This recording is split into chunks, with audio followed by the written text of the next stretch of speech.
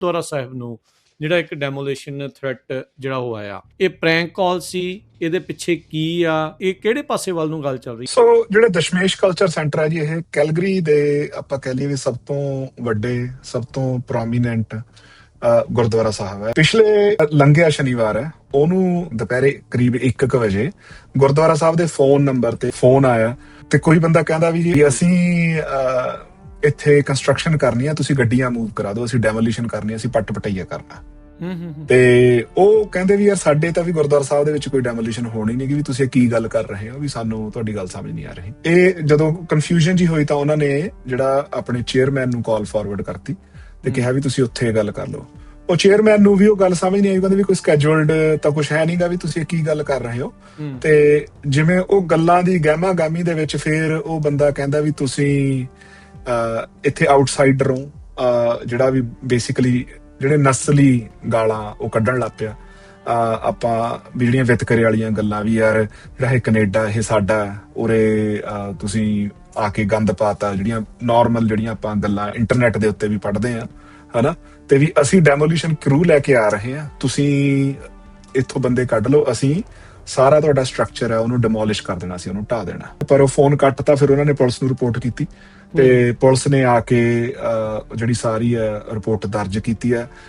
ਜਿਹੜੇ ਕੈਲਗਰੀ ਗੁਰਦੁਆਰਾ ਸਾਹਿਬ ਹੈ, ਕਿਉਂਕਿ ਕਮਿਊਨਿਟੀ 'ਚ ਬਹੁਤ ਜ਼ਿਆਦਾ ਐਕਟਿਵਲੀ ਇਨਵੋਲਵਡ ਹੈ ਤੇ ਉੱਥੇ ਕਾਫੀ ਸਟਰਕਚਰਡ ਹੈ ਕੰਮ, ਸੋ ਉਹਨਾਂ ਨੇ ਜਿਹੜੀ ਆਪਣੀ ਸਿਕਿਉਰਿਟੀ ਹੈ ਜਾਂ ਜਿਹੜੀ ਪੁਲਿਸਿੰਗ ਹੈ ਉਹ ਇਮੀਡੀਏਟਲੀ ਜਿਹੜਾ ਵਧਾਉਣ ਦਾ ਫੈਸਲਾ ਲਿਆ। ਇਸ ਵੇਲੇ ਜਿਹੜੀ ਪੁਲਿਸ ਹੈ ਉਹ ਐਕਟਿਵ ਇਨਵੈਸਟੀਗੇਸ਼ਨ ਕਰ ਰਹੀ ਹੈ, ਹਜੇ ਪਤਾ ਨਹੀਂ ਲੱਗਿਆ ਵੀ ਪੂਰਾ ਮਸਲਾ ਹੈ ਕੀ। ਕੋਈ ਵੀ ਕਮਿਊਨਿਟੀ ਹੈ, ਥ੍ਰੈਟਸ ਜਦੋਂ ਕੇਓਸ ਵੱਧਦੇ ਨੇ ਤੇ ਥ੍ਰੈਟਸ ਨੂੰ ਉਹ ਡੀਲ ਕਰਨ ਦੀ ਉਹਨਾਂ ਦੀ ਆਪਣੀ ਐਮਪਾਵਰਮੈਂਟ ਕਿੱਦਾਂ ਆ, ਉਹ ਬੜੀ ਡਿਪੈਂਡ ਕਰੂਗੀ ਕਿ ਉਹ ਕਿਵੇਂ। ਜਿੱਦਾਂ ਫੋਰ ਐਗਜ਼ਾਮਪਲ ਜਦੋਂ LA ਦੇ ਰਾਈਟਸ ਹੋਏ ਤੇ ਕੋਰੀਅਨ ਕਮਿਊਨਿਟੀ ਨੇ ਉਹਨਾਂ ਡੈਫੀਨਿਟਲੀ ਬਾਕੀਆਂ ਨੂੰ ਐਂਗੇਜ ਕੀਤਾ, but when it came to shove ਤੇ ਉਹਨਾਂ ਦੇ ਕੋਲੇ ਆਪਦੇ ਬਿਜ਼ਨਸ ਨੂੰ ਡਿਫੈਂਡ ਕਰਨ ਦੀ ਕੈਪੇਬਿਲਿਟੀ ਉਹਨਾਂ ਨੇ ਐਗਜ਼ਿਬਿਟ ਕੀਤੀ, ਜਿਹਦੇ ਨਾਲ ਸਾਰੀਆਂ ਚੀਜ਼ਾਂ ਨੂੰ ਮੋੜਾ ਪਿਆ। ਸੋ ਇਹ ਸਾਰੀਆਂ ਚੀਜ਼ਾਂ ਜਿਹੜੀਆਂ ਨੇ, ਇਹਨਾਂ ਦੇ ਬਾਰੇ ਮੈਨੂੰ ਲੱਗਦਾ ਫਿਊਚਰ ਦੇ ਵਿੱਚ ਜਿੱਧਰ ਨੂੰ ਅਸੀਂ ਜਾ ਰਹੇ ਹਾਂ, ਮੈਨੂੰ ਲੱਗਦਾ ਇਹ ਚੀਜ਼ਾਂ ਦਾ ਘਾਟਾ ਨਹੀਂ ਹੋਣਾ, ਇਹ ਚੀਜ਼ਾਂ ਵਧਣੀਆਂ ਨੇ। ਜਿਹੜਾ ਸਿੱਖਾਂ ਦੇ ਵਿੱਚ ਤਿਆਰ ਬਰ ਤਿਆਰ ਦਾ ਕਨਸੈਪਟ ਆ, ਉਹ ਕਿੱਥੇ ਲੈ ਕੇ ਜਾਣਾ ਚਾਹੀਦਾ ਆ? ਜਿਹੜੀ ਅਗਲੀ ਧਿਰ ਆ, ਉਹ ਕੋਈ ਵੀ ਪਰਮਾਨੈਂਟ ਤੁਹਾਡੀ ਓਪੋਜ਼ਿੰਗ ਧਿਰ ਨਹੀਂ ਆ, ਪਰਮਾਨੈਂਟ ਤੁਹਾਡੀ ਫਰੈਂਡਲੀ ਧਿਰ ਨਹੀਂ। ਹਰੇਕ ਧਿਰ ਨੇ ਆਪੋ ਆਪਣੇ ਮੁਫਾਦ ਵੇਖਣੇ ਨੇ। ਤੁਹਾਨੂੰ ਸਮਝ ਇਹ ਆਉਣੀ ਚਾਹੀਦੀ ਹੈ ਕਿਉਂਕਿ ਤੇ ਉਤੋਂ ਵੀ ਪਹਿਲਾਂ ਮੈਨੂੰ ਲੱਗਦਾ ਜਿਹੜੀ ਸਮਝ ਆਉਣੀ ਚਾਹੀਦੀ ਹੈ ਕਿ ਤੁਹਾਡੇ ਸਿਧਾਂਤ ਕੀ ਨੇ, ਹਨਾ ਜੀ। ਸਿਧਾਂਤ ਤੋਂ ਬਿਨਾਂ, ਜਿਵੇਂ ਗੁਰਜਪਾਲ ਸਿੰਘ ਨੇ ਗੱਲ ਕਹੀ, ਜੇ ਅਸੀਂ ਐਕਟਿਵਿਜ਼ਮ ਦੇ ਪੁਆਇੰਟ ਆਫ ਵਿਊ ਤੋਂ ਵੇਖੀਏ ਤੇ ਅਸੀਂ ਸਿੱਖਾਂ ਦੇ ਪੁਆਇੰਟ ਆਫ ਵਿਊ ਤੋਂ ਵੇਖੀਏ, ਜਿੰਨੀਆਂ ਗਲਤੀਆਂ ਸਾਡੀ ਕਮਿਊਨਿਟੀ ਨੇ ਉਰੇ ਕੀਤੀਆਂ ਨੇ, ਉਹ ਸਿਧਾਂਤ ਹੀ ਨੇ ਜਿਹੜੇ ਸਾਨੂੰ ਬਾਰ-ਬਾਰ ਬਚਾਈ ਜਾ ਰਹੇ ਨੇ। ਕੈਨੇਡਾ ਤੇ ਅਮਰੀਕਾ ਦੀ ਜਿਹੜੀ ਇਹ ਟ੍ਰੇਡ ਡੀਲ ਆ, ਉਹਦੇ ਵਿੱਚ 3 ਦਿਨ ਦੀ ਮੌਲਤ ਮਿਲੀ ਸੀ। ਲੱਗ ਇਹੀ ਰਿਹਾ ਵੀ ਹੁਣ ਡੀਲ ਕਾਫੀ ਨਜ਼ਦੀਕ ਆ। ਕਾਰਨੀ ਹੁਣਾਂ ਨੇ ਰੀਸੈਂਟਲੀ ਕਿਹਾ ਸਾਰੇ ਪ੍ਰੀਮੀਅਰਸ ਨੂੰ ਵੀ ਅਮਰੀਕਾ ਦੀ ਸ਼ਰਾਬ ਦੇ ਉੱਤੇ ਜਿਹੜਾ ਤੁਸੀਂ ਬੈਨ ਲਾਇਆ ਵੀ ਸਟੋਰਾਂ ਦੇ ਵਿੱਚ ਆਉਣ ਵੀ ਨਹੀਂ ਦੇਣੀ, ਉਹਦੇ ਤੇ ਮੁੜ ਵਿਚਾਰ ਕਰੋ। ਥੋੜ੍ਹੇ ਦਿਨ ਪਹਿਲਾਂ ਹੀ ਅਮਰੀਕਾ ਤੋਂ ਇਹ ਰਿਪੋਰਟਸ ਆ ਰਹੀਆਂ ਸੀਗਾ ਵੀ ਕੈਨੇਡਾ ਦੇ ਸਟੀਲ ਦੇ ਉੱਤੇ ਤੇ ਐਲੂਮੀਨੀਅਮ ਦੇ ਉੱਤੇ ਜਿਹੜੇ ਟੈਰਿਫਸ ਆ ਤੇ ਆਟੋ ਇੰਡਸਟਰੀ ਦੇ ਉੱਤੇ ਜਿਹੜੇ ਟੈਰਿਫ ਆ ਉਹਨੂੰ ਘਟਾ ਰਹੇ ਆ ਜਾਂ ਅੱਧਾ ਜਿਹੜਾ ਉਹ ਕਰ ਰਹੇ ਆ। ਇਹ ਦੋਨਾਂ ਮੁਲਕਾਂ ਨੂੰ ਪਤਾ, ਦੋਨਾਂ ਦਾ ਇੱਕ ਦੂਜੇ ਤੋਂ ਬਗੈਰ ਸਰਦਾ ਨਹੀਂ, ਪਰ ਲੜਦੇ ਘੁੱਟਦੇ ਰਹਿੰਦੇ ਆ। ਜਿਹੜੀਆਂ ਅੱਜ ਦੀਆਂ ਅਪਡੇਟਸ ਇਹ ਹੈ ਵੀ ਆਲਮੋਸਟ ਜਿਹੜੇ ਕੈਨੇਡਾ ਦੇ ਐਮਬੈਸਡਰ ਹੈਗੇ ਆ, ਕੈਨੇਡਾ ਦੇ ਜਿਹੜੇ ਨੈਗੋਸ਼ੀਏਸ਼ਨ ਕਰ ਰਿਹਾ ਲਿਬਲਾਂਕ US ਦੇ ਵਿੱਚ ਅਮਰੀਕਾ ਦੇ ਨਾਲ, ਉਹਨਾਂ ਨੇ ਕਿਹਾ ਵੀ ਟ੍ਰੇਡ ਡੀਲ ਬਹੁਤ ਨੇੜੇ ਹੈ। ਟਰੰਪ ਦਾ ਵੀ ਮੈਸੇਜ ਆਇਆ ਵੀ ਉਹਨਾਂ ਟਰੁੱਥ ਸੋਸ਼ਲ ਦੇ ਉੱਤੇ ਵੀ ਹਾਂ ਅਸੀਂ ਟ੍ਰੇਡ ਡੀਲ ਤੋਂ ਬਹੁਤ ਨੇੜੇ ਆ, ਵੀ ਹੋ ਸਕਦਾ ਅਸੀਂ ਜਿਹੜੀ ਪਾਈਪਲਾਈਨ ਹੈਗੀ ਆ ਉਹਨੂੰ ਵੀ ਅਸੀਂ ਦੁਬਾਰਾ ਜਿਉਂਦਾ ਜਾਗਦਾ ਕਰ ਲਈਏ। Punjabi radio USA, Punjabi TV USA ਦੇ ਉੱਤੇ ਆਪ ਸਭ ਦਾ ਸਵਾਗਤ ਹੈ, ਜੀ ਆਇਆਂ ਨੂੰ। ਪ੍ਰੋਗਰਾਮ ਦੇ ਵਿੱਚ ਜੁੜ ਚੁੱਕੇ ਨੇ ਆਪਣੇ ਨਾਲ ਇਸ ਟਾਈਮ ਕੈਨੇਡਾ ਤੋਂ ਗੁਰਜਸਪਾਲ ਸਿੰਘ। ਗੁਰਜਸਪਾਲ ਸਿੰਘ, ਜੀ ਆਇਆਂ ਨੂੰ, ਸਵਾਗਤ ਹੈ ਜੀ, ਸਤਿ ਸ਼੍ਰੀ ਅਕਾਲ। ਰਾਜਕਰਨਵੀਰ ਸਿੰਘ, ਪੰਜਾਬੀ ਰੇਡੀਓ USA ਸੁਣ ਰਹੇ ਸਾਰੇ ਸਰੋਤਿਆਂ ਨੂੰ, ਪੰਜਾਬੀ TV USA ਦੇਖ ਰਹੇ ਸਾਰੇ ਦਰਸ਼ਕਾਂ ਨੂੰ ਬਹੁਤ ਹੀ ਨਿੱਘੀ ਜੀ ਆਇਆਂ ਨੂੰ ਤੇ ਸਤਿ ਸ਼੍ਰੀ ਅਕਾਲ। ਆਪਣੇ ਨਾਲ ਗੱਲਬਾਤ ਦੇ ਵਿੱਚ ਜੁੜ ਚੁੱਕੇ ਨੇ ਅਰਵਿੰਦਰ ਸਿੰਘ ਕੰਗ ਜੀ ਵੀ, ਉਹਨਾਂ ਨੂੰ ਵੀ ਆਪਾਂ ਜੀ ਆਇਆਂ ਨੂੰ ਆਖਦੇ ਹਾਂ। ਅਰਵਿੰਦਰ ਸਿੰਘ ਜੀ, ਜੀ ਆਇਆਂ ਨੂੰ, ਸਤਿ ਸ਼੍ਰੀ ਅਕਾਲ ਜੀ ਪ੍ਰੋਗਰਾਮ ਦੇ ਵਿੱਚ। ਹਾਂਜੀ ਰਾਜਕਰਨ, ਤੁਹਾਡੇ ਸੁਣਨ ਵਾਲੇ ਸਾਰੇ ਸਰੋਤਿਆਂ ਨੂੰ ਮੇਰੇ ਵੱਲੋਂ ਬਹੁਤ ਪਿਆਰ ਭਰੀ ਸਤਿ ਸ਼੍ਰੀ ਅਕਾਲ ਜੀ। ਕੈਨੇਡਾ ਦੇ ਬਾਰੇ ਆਪਾਂ ਇਸ ਪ੍ਰੋਗਰਾਮ ਦੇ ਜ਼ਰੀਏ ਦੇ ਵਿੱਚ ਗੱਲਬਾਤ ਕਰਦੇ ਹੁੰਦੇ ਹਾਂ ਕਿ ਕੁਛ ਉੱਥੇ ਅਹਿਮ ਚੱਲ ਰਿਹਾ ਆ, ਉਹਦੀਆਂ ਕੁਛ ਗੱਲਾਂ ਓਵਰਆਲ ਜਿਹੜੇ ਦੁਨੀਆ ਦੀਆਂ ਵੀ ਆਪਾਂ ਜਿਹੜੀਆਂ ਨਾਲ ਇਸ ਪ੍ਰੋਗਰਾਮ ਦੇ ਵਿੱਚ ਗੱਲਬਾਤ ਹੁੰਦੀ ਹੈ, ਖੁੱਲ੍ਹੀ ਗੱਲਬਾਤ ਹੁੰਦੀ ਆ, ਤੇ ਤੁਸੀਂ ਸਾਰੇ ਜਾਣੇ ਇਸ ਨੂੰ ਸੁਣਦੇ ਹੋ, ਫੀਡਬੈਕ ਦਿੰਦੇ ਹੋ, ਉਸ ਦੇ ਲਈ ਵੀ ਤੁਹਾਡਾ ਸਾਰਿਆਂ ਦਾ ਅਸੀਂ ਧੰਨਵਾਦ ਕਰਦੇ ਹਾਂ। ਅੱਜ ਦੇ ਪ੍ਰੋਗਰਾਮ ਦੇ ਵਿੱਚ ਵੀ ਵੱਖ-ਵੱਖ ਵਿਸ਼ਿਆਂ ਦੇ ਉੱਤੇ ਆਪਾਂ ਗੱਲਬਾਤ ਜਿਹੜੀ ਉਹ ਕਰਾਂਗੇ। ਸ਼ੁਰੂਆਤ ਗੁਰਜਸਪਾਲ ਸਿੰਘ ਆਪਾਂ ਕਰ ਲੈਂਦੇ ਹਾਂ Dashmesh culture centre demolition threat ਨੂੰ, ਜਿਹੜਾ ਉਹ ਲੈ ਕੇ ਗੁਰਦੁਆਰਾ ਸਾਹਿਬ ਨੂੰ ਜਿਹੜਾ ਇੱਕ ਡੈਮੋਲੇਸ਼ਨ ਥ੍ਰੈਟ ਜਿਹੜਾ ਉਹ ਆਇਆ, ਇਹ ਪ੍ਰੈਂਕ ਕਾਲ ਸੀ, ਇਹਦੇ ਪਿੱਛੇ ਕੀ ਆ, ਕੀ ਇਹ ਗੱਲ ਜਿਹੜੀ ਉਹ ਬਣ ਰਹੀ ਹੈ, ਇਹ ਕਿਹੜੇ ਪਾਸੇ ਵੱਲ ਨੂੰ ਗੱਲ ਚੱਲ ਰਹੀ ਹੈ? ਇਹ ਅਲਬਰਟਾ ਸੂਬੇ ਦੇ ਵਿੱਚ ਜਿਹੜਾ ਕੈਲਗਰੀ ਦੇ ਵਿੱਚ ਗੁਰਦੁਆਰਾ ਸਾਹਿਬ ਆ, ਉੱਥੇ ਆਈ ਜਿਹੜੀ ਇੱਕ ਕਾਲ ਆ, ਉਸ ਦੇ ਬਾਰੇ ਜਿਹੜੀ ਉਹ ਆਪਾਂ ਚਰਚਾ ਜਿਹੜੀ ਉਹ ਕਰਦੇ ਹਾਂ। ਸੋ ਗੁਰਜਸਪਾਲ ਸਿੰਘ, ਪਹਿਲਾਂ ਥੋੜਾ ਜਿਹਾ ਦੱਸਿਓ ਵੀ ਇਹ ਮਾਜਰਾ ਹੈ ਕੀ? ਸੋ ਜਿਹੜੇ ਦਸ਼ਮੇਸ਼ ਕਲਚਰ ਸੈਂਟਰ ਹੈ ਜੀ, ਇਹ ਕੈਲਗਰੀ ਦੇ ਆਪਾਂ ਕਹਿ ਲਈਏ ਵੀ ਸਭ ਤੋਂ ਵੱਡੇ, ਸਭ ਤੋਂ ਪ੍ਰੋਮੀਨੈਂਟ ਗੁਰਦੁਆਰਾ ਸਾਹਿਬ ਹੈ। ਨਾਰਥ ਈਸਟ ਕੈਲਗਰੀ ਦੇ ਵਿੱਚ ਹੈਗਾ ਜੀ। ਮੈਂ ਜਦੋਂ ਵੀ ਕੈਲਗਰੀ ਜਾਂਦਾ, ਮੇਰੀ ਕੋਸ਼ਿਸ਼ ਹੁੰਦੀ ਹੈ ਵੀ ਉੱਥੇ ਜ਼ਰੂਰ ਮੱਥਾ ਟੇਕ ਕੇ ਆਵਾਂ। ਜਿਹੜਾ ਆਪਾਂ ਕਹਿ ਲਈਏ ਵੀ ਕੈਨੇਡਾ ਦੇ ਵਿੱਚ ਸਿੱਖ ਪੋਲੀਟਿਕਸ ਦਾ ਜਿਹੜਾ ਪ੍ਰੇਰੀ ਰੀਜਨ ਹੈ, ਜਿਹੜਾ ਅਲਬਰਟਾ, ਮੈਨੀਟੋਬਾ, ਸਸਕੈਚੁਅਨ ਦੇ ਵਿੱਚ ਵੀ ਜਿਹੜਾ ਇਹ ਗੁਰਦੁਆਰਾ ਸਾਹਿਬ ਹੈ, ਉੱਥੋਂ ਕਾਫੀ ਜਿਹੜੀ ਸਿੱਖ ਪੋਲੀਟਿਕਸ ਹੈ ਕੈਨੇਡਾ ਦੇ ਵਿੱਚੋਂ ਚੱਲਦੀ ਹੈ। ਜਿਹੜਾ ਗੁਰਦੁਆਰਾ ਸਾਹਿਬ ਕਾਫੀ ਪੁਰਾਣਾ ਹੈ, ਇਹਨਾਂ ਦੇ ਨਾਲ ਸਕੂਲ ਹੈ, ਕਮਿਊਨਿਟੀ ਦੇ ਵਿੱਚ ਬਹੁਤ ਜ਼ਿਆਦਾ ਇਨਵੋਲਵਮੈਂਟ ਹੈ। ਬੇਸਿਕਲੀ ਵੀ ਕਹਿ ਲਈਏ ਵੀ ਜਿਹੜੇ ਸਿੱਖ ਜਿਹੜੀ ਕੈਨੇਡਾ ਦੇ ਵਿੱਚ ਸਿੱਖਾਂ ਦੀ ਇੱਕ ਬਹੁਤ ਵਧੀਆ ਰੈਪਰੈਜ਼ੈਂਟੇਸ਼ਨ ਹੈ। ਠੀਕ ਹੈ, ਹਮੇਸ਼ਾ ਉੱਥੇ ਸੰਗਤ ਰਹਿੰਦੀ ਆ। ਆਪਾਂ ਜੇ ਫਰੀਮੌਂਟ ਗੁਰਦੁਆਰਾ ਸਾਹਿਬ ਨਾਲ ਕੰਪੇਅਰ ਕਰਨਾ ਹੋਵੇ ਕੈਲੀਫੋਰਨੀਆ ਦੇ, ਸੋ ਉਵੇਂ ਦਾ ਤੁਸੀਂ ਕੰਪੈਰੀਜ਼ਨ ਕਰ ਸਕਦੇ ਹੋ ਵੀ ਉਸ ਤਰੀਕੇ ਨਾਲ ਹੀ ਚੱਲਦਾ, ਉਸੇ ਤਰੀਕੇ ਦੀ ਜਿਹੜੀ ਮੈਨੇਜਮੈਂਟ ਹੈ। ਕੋਵਿਡ ਦੇ ਵਿੱਚ ਬਹੁਤ ਸੋਹਣਾ ਰੋਲ ਨਿਭਾਇਆ ਸੀਗਾ, ਉਹਦੇ ਕਰਕੇ ਜਿਹੜੀ ਨਾਨ ਸਿੱਖ ਕਮਿਊਨਿਟੀ ਹੈਗੀ ਹੈ ਕੈਲਗਰੀ ਦੇ ਵਿੱਚ, ਉਹਦੇ ਵਿੱਚ ਵੀ ਗੁਰਦੁਆਰਾ ਸਾਹਿਬ ਦਾ ਕਾਫੀ ਜ਼ਿਆਦਾ ਸਤਿਕਾਰ ਹੈ। ਪਿਛਲੇ ਜਿਹੜਾ ਲੰਘਿਆ ਸ਼ਨੀਵਾਰ ਹੈ, ਉਹਨੂੰ ਦੁਪਹਿਰੇ ਕਰੀਬ 1 ਵਜੇ ਗੁਰਦੁਆਰਾ ਸਾਹਿਬ ਦੇ ਫੋਨ ਨੰਬਰ ਤੇ ਜਿਹੜੇ ਫੋਨ ਆਇਆ, ਤੇ ਕੋਈ ਬੰਦਾ ਕਹਿੰਦਾ ਵੀ ਜੀ ਅਸੀਂ ਫਲਾਣੇ ਕੰਸਟਰਕਸ਼ਨ ਕਰੂ ਤੋਂ ਬੋਲਦੇ ਹਾਂ, ਕੋਈ ਵੀ ਇੱਕ ਫਿਕਸ਼ਨਲ ਜਿਹਾ ਨਾਮ ਲੈ ਕੇ, ਵੀ ਅਸੀਂ ਇੱਥੇ ਕੰਸਟਰਕਸ਼ਨ ਕਰਨੀ ਆ, ਤੁਸੀਂ ਗੱਡੀਆਂ ਮੂਵ ਕਰਾ ਦਿਓ, ਅਸੀਂ ਡੈਮੋਲੀਸ਼ਨ ਕਰਨੀ, ਅਸੀਂ ਪੱਟ ਪਟਈਆ ਕਰਨਾ। ਤੇ ਉਹ ਕਹਿੰਦੇ ਵੀ ਯਾਰ ਸਾਡੇ ਤਾਂ ਵੀ ਗੁਰਦੁਆਰਾ ਸਾਹਿਬ ਦੇ ਵਿੱਚ ਕੋਈ ਡੈਮੋਲੀਸ਼ਨ ਹੋਣੀ ਨਹੀਂ, ਵੀ ਤੁਸੀਂ ਕੀ ਗੱਲ ਕਰ ਰਹੇ ਹੋ, ਵੀ ਸਾਨੂੰ ਤੁਹਾਡੀ ਗੱਲ ਸਮਝ ਨਹੀਂ ਆ ਰਹੀ। ਤਾਂ ਇਹ ਜਦੋਂ ਕਨਫਿਊਜ਼ਨ ਜੀ ਹੋਈ ਤਾਂ ਉਹਨਾਂ ਨੇ ਜਿਹੜਾ ਆਪਣੇ ਚੇਅਰਮੈਨ ਨੂੰ ਕਾਲ ਫਾਰਵਰਡ ਕਰਤੀ ਤੇ ਕਿਹਾ ਵੀ ਤੁਸੀਂ ਉੱਥੇ ਗੱਲ ਕਰ ਲਓ। ਉਹ ਚੇਅਰਮੈਨ ਨੂੰ ਵੀ ਉਹ ਗੱਲ ਸਮਝ ਨਹੀਂ ਆਈ, ਕਹਿੰਦੇ ਵੀ ਕੋਈ ਸਕੈਜੂਲਡ ਤਾਂ ਕੁਛ ਹੈ ਨਹੀਂਗਾ, ਵੀ ਤੁਸੀਂ ਕੀ ਗੱਲ ਕਰ ਰਹੇ ਹੋ। ਤੇ ਜਿਵੇਂ ਉਹ ਗੱਲਾਂ ਦੀ ਗਹਿਮਾ ਗਾਮੀ ਦੇ ਵਿੱਚ ਫਿਰ ਉਹ ਬੰਦਾ ਕਹਿੰਦਾ ਵੀ ਤੁਸੀਂ ਇੱਥੇ ਆਊਟਸਾਈਡਰ ਹੋ, ਜਿਹੜਾ ਵੀ ਬੇਸਿਕਲੀ ਜਿਹੜੇ ਨਸਲੀ ਗਾਲਾਂ ਉਹ ਕੱਢਣ ਲੱਗ ਪਿਆ। ਆਪਾਂ ਵੀ ਜਿਹੜੀਆਂ ਵਿਤਕਰੇ ਵਾਲੀਆਂ ਗੱਲਾਂ ਵੀ, ਯਾਰ ਜਿਹੜਾ ਇਹ ਕੈਨੇਡਾ ਇਹ ਸਾਡਾ, ਉਰੇ ਤੁਸੀਂ ਆ ਕੇ ਗੰਦ ਪਾਤਾ, ਜਿਹੜੀਆਂ ਨਾਰਮਲ ਜਿਹੜੀਆਂ ਆਪਾਂ ਗੱਲਾਂ ਇੰਟਰਨੈਟ ਦੇ ਉੱਤੇ ਵੀ ਪੜ੍ਹਦੇ ਹਾਂ, ਹਨਾ, ਤੇ ਵੀ ਅਸੀਂ ਡੈਮੋਲੀਸ਼ਨ ਕਰੂ ਲੈ ਕੇ ਆ ਰਹੇ ਹਾਂ, ਤੁਸੀਂ ਇੱਥੋਂ ਬੰਦੇ ਕੱਢ ਲਓ, ਅਸੀਂ ਸਾਰਾ ਤੁਹਾਡਾ ਸਟਰਕਚਰ ਹੈ ਉਹਨੂੰ ਡਿਮੋਲਿਸ਼ ਕਰ ਦੇਣਾ, ਅਸੀਂ ਉਹਨੂੰ ਢਾਹ ਦੇਣਾ। ਅੱਛਾ, ਤੇ ਇਹ ਮਤਲਬ ਮੈਂ ਵੀ ਜਦ ਪੁੱਛਣਾ ਚਾਹੁੰਦਾ ਸੀਗਾ, ਮੈਨੂੰ ਪਹਿਲੋਂ ਸ਼ਾਇਦ ਸੁਣ ਕੇ ਇਦਾਂ ਵੀ ਜਿਹੜਾ ਸ਼ੁਰੂਆਤ 'ਚ ਲੱਗਾ ਵੀ ਸ਼ਾਇਦ ਪੰਜਾਬੀ 'ਚ ਕਿਸੇ ਨੇ ਕਾਲ ਕੀਤੀ, ਸੋ ਇਹ ਸੀਗਾ ਕੋਈ ਅੰਗਰੇਜ਼ੀ ਬੋਲਣ ਵਾਲਾ ਹੈ? ਅੰਗਰੇਜ਼ੀ ਬੋਲਣ ਵਾਲਾ, ਬਿਲਕੁਲ, ਜਿਹੜੀ ਮਤਲਬ ਜਿਹੜੀ ਇੱਥੋਂ ਦੀ ਕੈਨੇਡੀਅਨ ਨੇਟਿਵ ਇੰਗਲਿਸ਼ ਭਾਸ਼ਾ ਦੇ ਵਿੱਚ ਬੰਦਾ ਗੱਲ ਕਰ ਰਿਹਾ ਸੀ। ਤੇ ਹੁਣ ਆਪਾਂ ਇਹ ਤਾਂ ਪਤਾ ਨਹੀਂਗਾ ਵੀ ਕਿਉਂਕਿ ਫੋਨ ਤੇ ਵੀ ਹਾਂ ਉਹਦੀ ਕੀ ਆਪਣੀ ਉਹਦੀ ਨਸਲ ਕੀ, ਉਹਦੇ ਬਾਰੇ ਤਾਂ ਆਪਾਂ ਨੂੰ ਪਤਾ ਨਹੀਂ, ਪਰ ਅੰਗਰੇਜ਼ੀ ਦੇ ਵਿੱਚ ਕਾਲ ਸੀਗੀ, ਅੰਗਰੇਜ਼ੀ ਦੇ ਵਿੱਚ ਕਾਲ ਸੀਗੀ, ਤੇ ਮਤਲਬ ਏਦਾਂ ਫਲੂਐਂਟ ਇੰਗਲਿਸ਼ ਸੀਗੀ, ਵੀ ਕੋਈ ਇੱਥੋਂ ਦਾ ਜਿਹੜੇ ਜੰਪਲ ਜਵਾਕ ਜਿਵੇਂ ਬੋਲਦੇ। ਸੋ ਉਹ ਬੇਸਿਕਲੀ ਫਿਰ ਹੁਣ ਜਿਵੇਂ ਆਪਣੇ ਬੰਦੇ ਵੀ ਆ ਮੂਹਰੋਂ, ਮੈਨੂੰ ਲੱਗਦਾ ਵੀ ਉਹਨਾਂ ਨੇ ਵੀ ਕੁਛ ਨਾ ਕੁਛ ਗੱਲਾਂ ਬਾਤਾਂ ਸੁਣੀਆਂ ਹੋਣੀਆਂ, ਕਹੀਆਂ ਹੋਣੀਆਂ, ਪਰ ਉਹ ਫੋਨ ਕੱਟਤਾ। ਫਿਰ ਉਹਨਾਂ ਨੇ ਪੁਲਿਸ ਨੂੰ ਰਿਪੋਰਟ ਕੀਤੀ ਤੇ ਪੁਲਿਸ ਨੇ ਆ ਕੇ ਜਿਹੜੀ ਸਾਰੀ ਰਿਪੋਰਟ ਦਰਜ ਕੀਤੀ ਹੈ। ਜਿਹੜੇ ਕੈਲਗਰੀ ਗੁਰਦੁਆਰਾ ਸਾਹਿਬ ਹੈ, ਕਿਉਂਕਿ ਕਮਿਊਨਿਟੀ 'ਚ ਬਹੁਤ ਜ਼ਿਆਦਾ ਐਕਟਿਵਲੀ ਇਨਵੋਲਵਡ ਹੈ ਤੇ ਉੱਥੇ ਕਾਫੀ ਸਟਰਕਚਰਡ ਹੈ ਕੰਮ, ਸੋ ਉਹਨਾਂ ਨੇ ਜਿਹੜੀ ਆਪਣੀ ਸਿਕਿਉਰਿਟੀ ਹੈ ਜਾਂ ਜਿਹੜੀ ਪੁਲਿਸਿੰਗ ਹੈ ਉਹ ਇਮੀਡੀਏਟਲੀ ਜਿਹੜਾ ਵਧਾਉਣ ਦਾ ਫੈਸਲਾ ਲਿਆ। ਤੇ ਸਾਰਾ ਹੀ ਮੇਨ ਸਟ੍ਰੀਮ ਮੀਡੀਆ ਗੱਲ ਨੂੰ ਕਵਰ ਕਰ ਰਿਹਾ ਹੈ।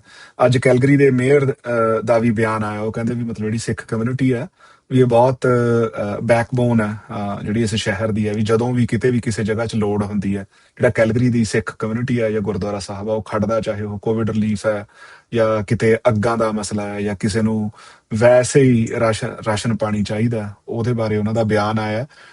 ਸੋ ਮੈਨੂੰ ਲੱਗਦਾ ਹੋਰ ਜਿਹੜੇ ਪੋਲੀਟੀਸ਼ੀਅਨ ਲੀਡਰਸ ਦਾ ਵੀ ਹੌਲੀ ਹੌਲੀ ਬਿਆਨ ਆਉਣਗੇ, ਪਰ ਇਸ ਵੇਲੇ ਜਿਹੜੀ ਪੁਲਿਸ ਹੈ ਉਹ ਐਕਟਿਵ ਇਨਵੈਸਟੀਗੇਸ਼ਨ ਕਰ ਰਹੀ ਹੈ। ਹਜੇ ਪਤਾ ਨਹੀਂ ਲੱਗਿਆ ਵੀ ਪੂਰਾ ਮਸਲਾ ਹੈ ਕੀ।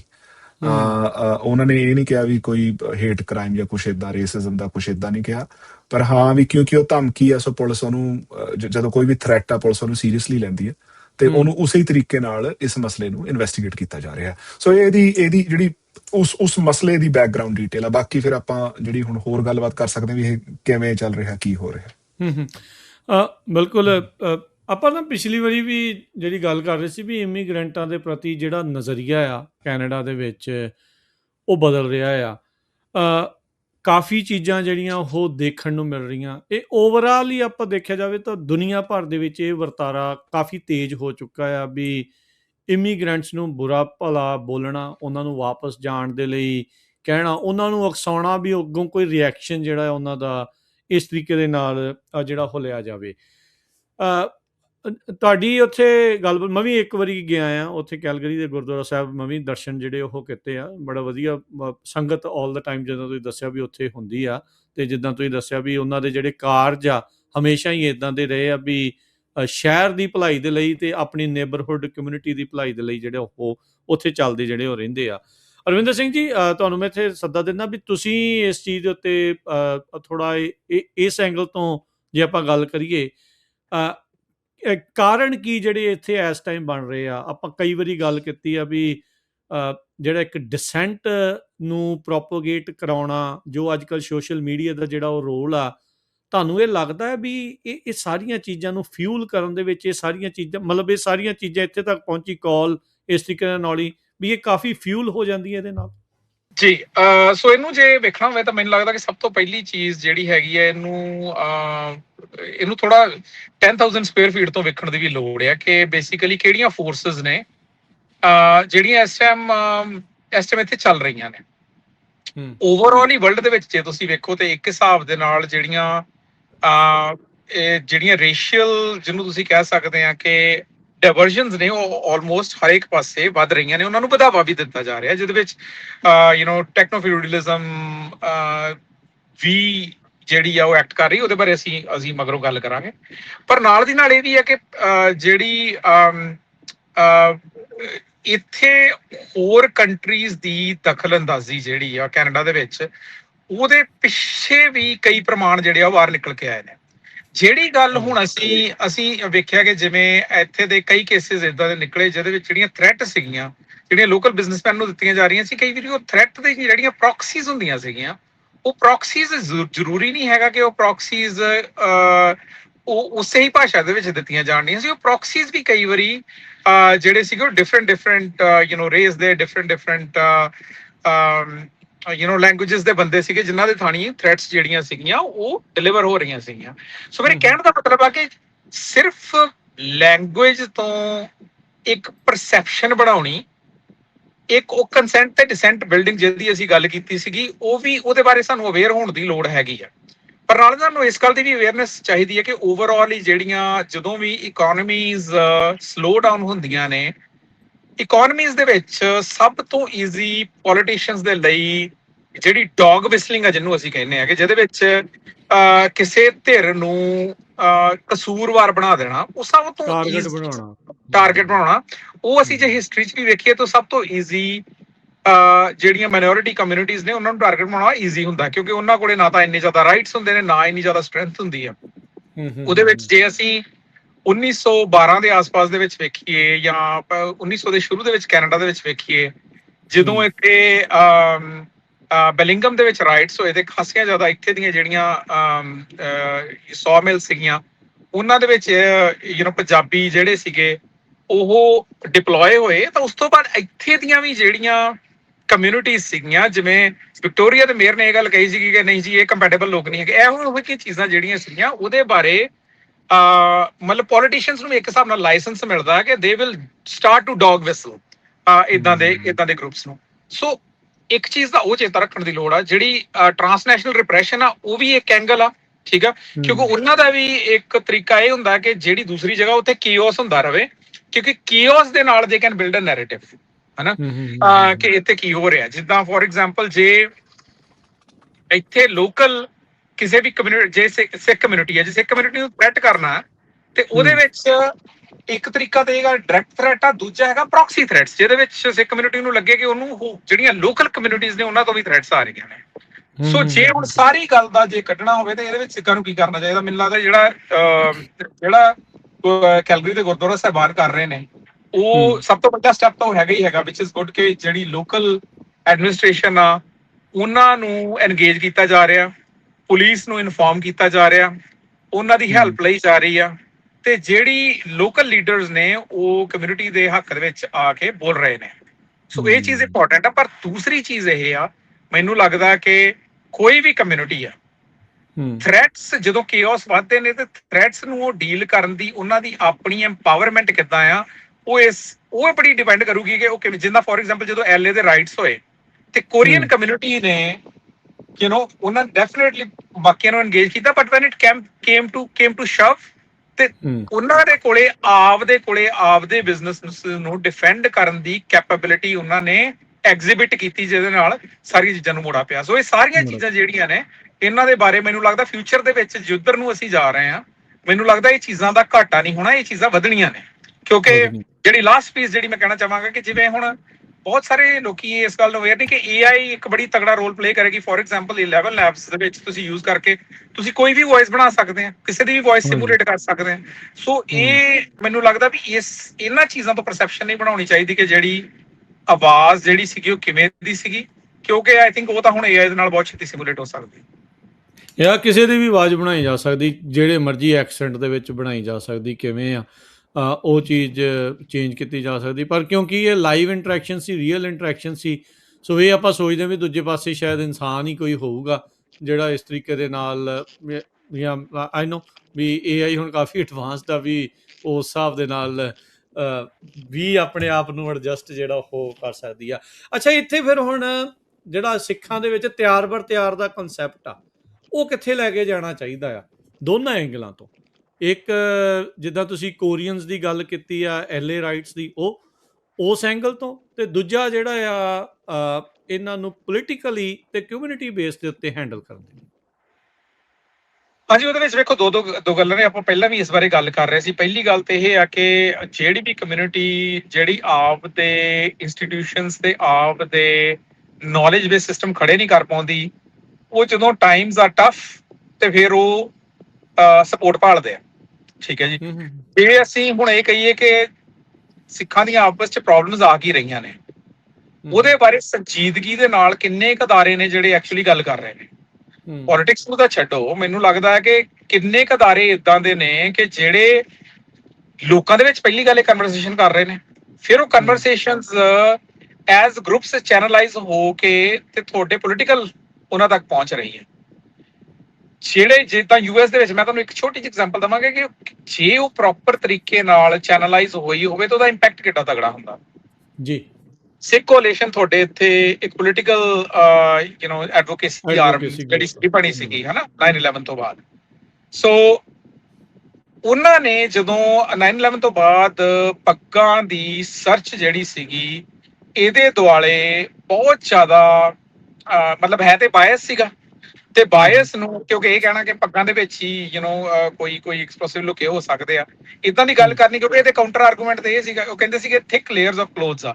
ਇਹਦਾ ਕਾਊਂਟਰ ਆਰਗੂਮੈਂਟ ਇਹ ਸੀਗਾ ਕਿ ਭਾਈ ਵੀ ਵਿਮਨ ਵੀ ਪੈਡਡ ਬਰਾ ਪਾਉਂਦੀਆਂ, ਠੀਕ ਹੈ ਨਾ, ਤਾਂ ਉਹਦੇ ਵਿੱਚ ਵੀ ਤਾਂ ਫਿਰ ਤੁਸੀਂ you don't strip search, basically ਤਾਂ ਪਰਸੈਪਸ਼ਨ ਵਾਰਫੇਅਰ ਸੀਗੀ ਉਹਦੇ ਵਿੱਚ। ਪਰ ਇੰਸਟੈਡ ਆਫ ਇੱਕ ਆਰਗੇਨਾਈਜੇਸ਼ਨ ਬਣੀ, ਉਹਨਾਂ ਨੇ ਐਡਵੋਕੇਸੀ ਇਹਦੇ ਤੇ ਕੀਤੀ, ਐਡਵੋਕੇਸੀ ਦੇ ਨਾਲ ਵੀ ਇੰਨਾ ਜ਼ਿਆਦਾ ਕੰਮ ਨਹੀਂ ਬਣਿਆ। ਫਿਰ ਉਹਨਾਂ ਨੇ ਕੀ ਕੀਤਾ, ਫਿਰ ਉਹਨਾਂ ਨੇ ਟੂਲਸ ਡਿਵੈਲਪ ਕੀਤੇ, ਜਿੱਦਾਂ ਫॉर ਨੋ ਯੋਰ, ਕਈਆਂ ਨੂੰ ਚੇਤਾ ਹੋਵੇ ਨੋ ਯੋਰ ਰਾਈਟਸ ਕਰਕੇ ਇਹਨਾਂ ਨੇ ਐਪ ਬਣਾਈ ਸੀਗੀ, ਵੀ ਜਿਹਦੇ ਵਿੱਚ ਕੋਈ ਵੀ ਜਿਹੜਾ ਅਮਰੀਕਨ ਸੀਗਾ ਜਦੋਂ ਉਹਨੂੰ 에ਅਰਪੋਰਟ ਦੇ ਉੱਤੇ ਤੰਗ ਕੀਤਾ ਜਾਂਦਾ ਸੀ, ਉਹ ਡੇਟਾ ਹੀ ਨਹੀਂ ਸੀਗਾ। ਸੋ ਕੀ ਕਰਦੇ ਸੀਗੇ, ਉਹ ਡੇਟਾ ਉਹਨਾਂ ਦੇ ਜਿਹੜੇ ਤੁਹਾਡੇ ਸੈਨੇਟਰ ਸੀਗੇ ਤੇ ਰਿਪਰੈਜ਼ੈਂਟੇਟਿਵ ਸੀਗੇ, ਉਹਨਾਂ ਨੂੰ ਨਾਲ ਦੀ ਨਾਲ ਈਮੇਲ ਜਾਂਦੀ ਸੀ ਜਦੋਂ ਵੀ ਕੋਈ ਉਹ ਡਾਟਾ ਫਾਈਲ ਕਰਦਾ ਸੀਗਾ।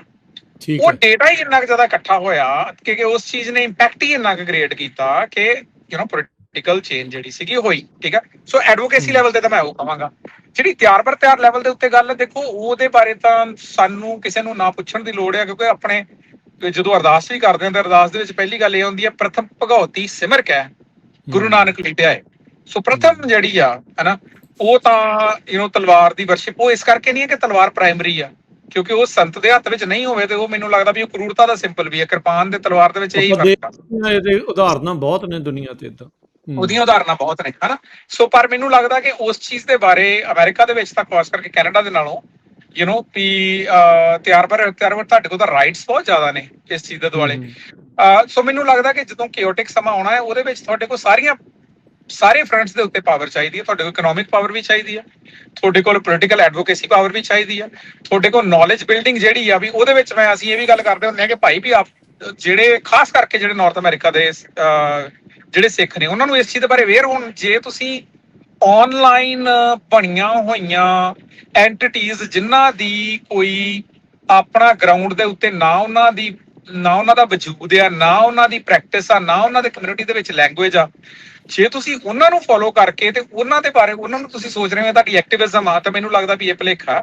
ਸੋ ਗਰਾਊਂਡ ਦੇ ਉੱਤੇ ਐਕਟਿਵ ਹੋਣ ਦੀ ਲੋੜ ਆ, ਆਪਣੇ ਨੌਲੇਜ ਸਿਸਟਮ ਬਿਲਡ ਕਰਨ ਦੀ ਲੋੜ ਆ, ਤਿਆਰ ਰਹਿਣ ਦੀ ਲੋੜ ਆ, ਤੇ ਪਰ ਨਾਲ ਦੀ ਨਾਲ ਪੋਲੀਟੀਕਲ ਐਡਵੋਕੇਸੀ ਤੇ ਜਿਹੜੀ ਨੌਲੇਜ ਐਡਵੋਕੇਸੀ ਆ ਉਹ ਦੋਵਾਂ ਦੇ ਵਿੱਚ ਕੰਮ ਕਰਨ ਦੀ ਲੋੜ ਹੈ। ਆਪੋ ਆਪਣੇ ਜਿਹੜੇ ਰੂਲਸ ਐਂਡ ਰਿਸਪੌਂਸਿਬਿਲਿਟੀਜ਼ ਆ ਉਹ ਪਛਾਣਨ ਦੀ ਲੋੜ ਹੈ। ਆਪਾਂ ਬੜੀ ਵਾਰੀ ਕਹਿੰਦੇ ਆ ਕਿ ਗੁਰਦੁਆਰੇ ਜਿਹੜੇ ਨੇ ਉਹ ਐਕਟਿਵ ਨਹੀਂ ਹੁੰਦੇ, ਗੁਰਦੁਆਰੇ ਨੂੰ ਏਦਾਂ ਨਹੀਂ ਕਰਦੇ, ਪਰ ਜੇ ਆਪਣੇ ਖੜ ਕੇ ਪੁੱਛੀਏ ਕਿ ਆਪਣੇ ਕਿੰਨੇ ਸੁਣਨ ਵਾਲੇ ਜਿਹੜੇ ਸਿੱਖ ਆ ਉਹ ਰੈਗੂਲਰਲੀ ਗੁਰਦੁਆਰੇ ਦੇ ਸਿਸਟਮਸ ਦੇ ਵਿੱਚ ਇਨਵੋਲਵਡ ਨੇ, ਗੁਰਦੁਆਰਿਆਂ ਦੀ ਪੋਲੀਟੀਕਲ ਐਕਸ਼ਨ ਕਮੇਟੀਜ਼ ਦੇ ਵਿੱਚ ਇਨਵੋਲਵਡ ਨੇ, ਗੁਰਦੁਆਰੇ ਨੂੰ ਪੁੱਛ ਰਹੇ ਨੇ ਵੀ ਹਾਂ ਜਦੋਂ ਤੁਹਾਡੇ ਇੱਥੇ ਪੋਲੀਟੀਕਲ ਲੀਡਰਸ ਆ ਰਹੇ ਹੋ ਤੁਸੀਂ ਉਹਨਾਂ ਨੂੰ ਕੀ ਕੁਐਸਚਨਸ ਕਰ ਰਹੇ ਹੋ ਹਨਾ, ਉਸ ਸੇਵਾ ਦੇ ਵਿੱਚ ਕਿੰਨੇ ਕੁ ਇਨਵੋਲਵਡ ਨੇ। ਸੋ ਇਹ ਸਾਰੀਆਂ ਚੀਜ਼ਾਂ ਮੈਨੂੰ ਲੱਗਦਾ ਕਿ ਜਿਹੜੀਆਂ ਨੇ ਜਿੱਦਾਂ ਖਿਓਸ ਵੱਧ ਰਹੀ ਆ, ਜਿਹਦੇ ਨਾਲ ਡੌਗ ਵਿਸਲਿੰਗ ਵੱਧ ਰਹੀ ਆ, ਤੇ ਅਲਬਰਟਾ ਦੇ ਵਿੱਚ ਖਾਸ ਕਰਕੇ ਜਿਹੜੇ ਉੱਥੇ ਦੇ ਪ੍ਰੀਮੀਅਰ ਨੇ ਮਤਲਬ ਉਹਨਾਂ ਦੇ ਵੀ ਥੋੜੀ ਜਿਹੜਾ ਬੈਂਟ ਹੈਗਾ ਆ ਉਹ towards dog whistling anti minority communities ਦੇ ਵੱਲ ਨੂੰ ਹੈਗਾ ਆ।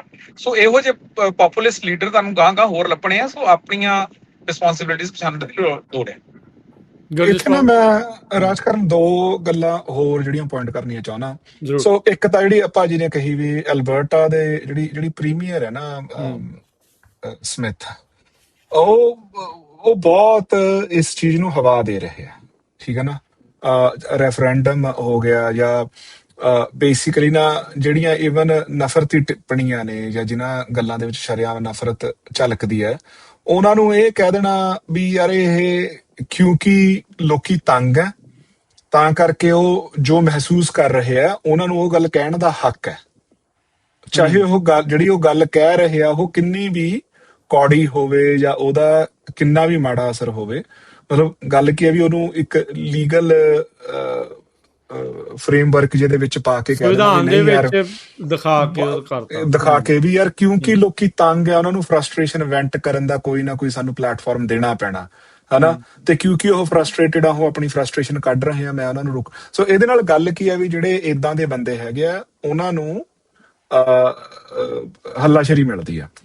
ਜਿਹੜੀ ਦੂਜੀ ਗੱਲ ਹੈ ਜਿਵੇਂ ਜਿਹੜੀ ਟਰਾਂਸਨੈਸ਼ਨਲ ਰਿਪਰੈਸ਼ਨ ਦੀ ਜਾਂ ਆਪਣੇ ਜਿਹੜੀ ਦੂਜੇ ਮੁਲਕਾਂ ਦੀ ਜਾਂ ਦੂਜੇ ਗਰੁੱਪਸ ਦੀ ਇੱਥੇ ਇਨਵੋਲਵਮੈਂਟ ਦੀ ਗੱਲ ਕਰ ਰਹੇ ਹਾਂ। ਪਿਛਲੇ ਹਫ਼ਤੇ ਦੀ ਉਹ ਕੈਨੇਡਾ ਦੀ ਹੀ ਰਿਪੋਰਟ ਹੈ ਵੀ ਐਲਬਰਟਾ ਦੇ ਵਿੱਚ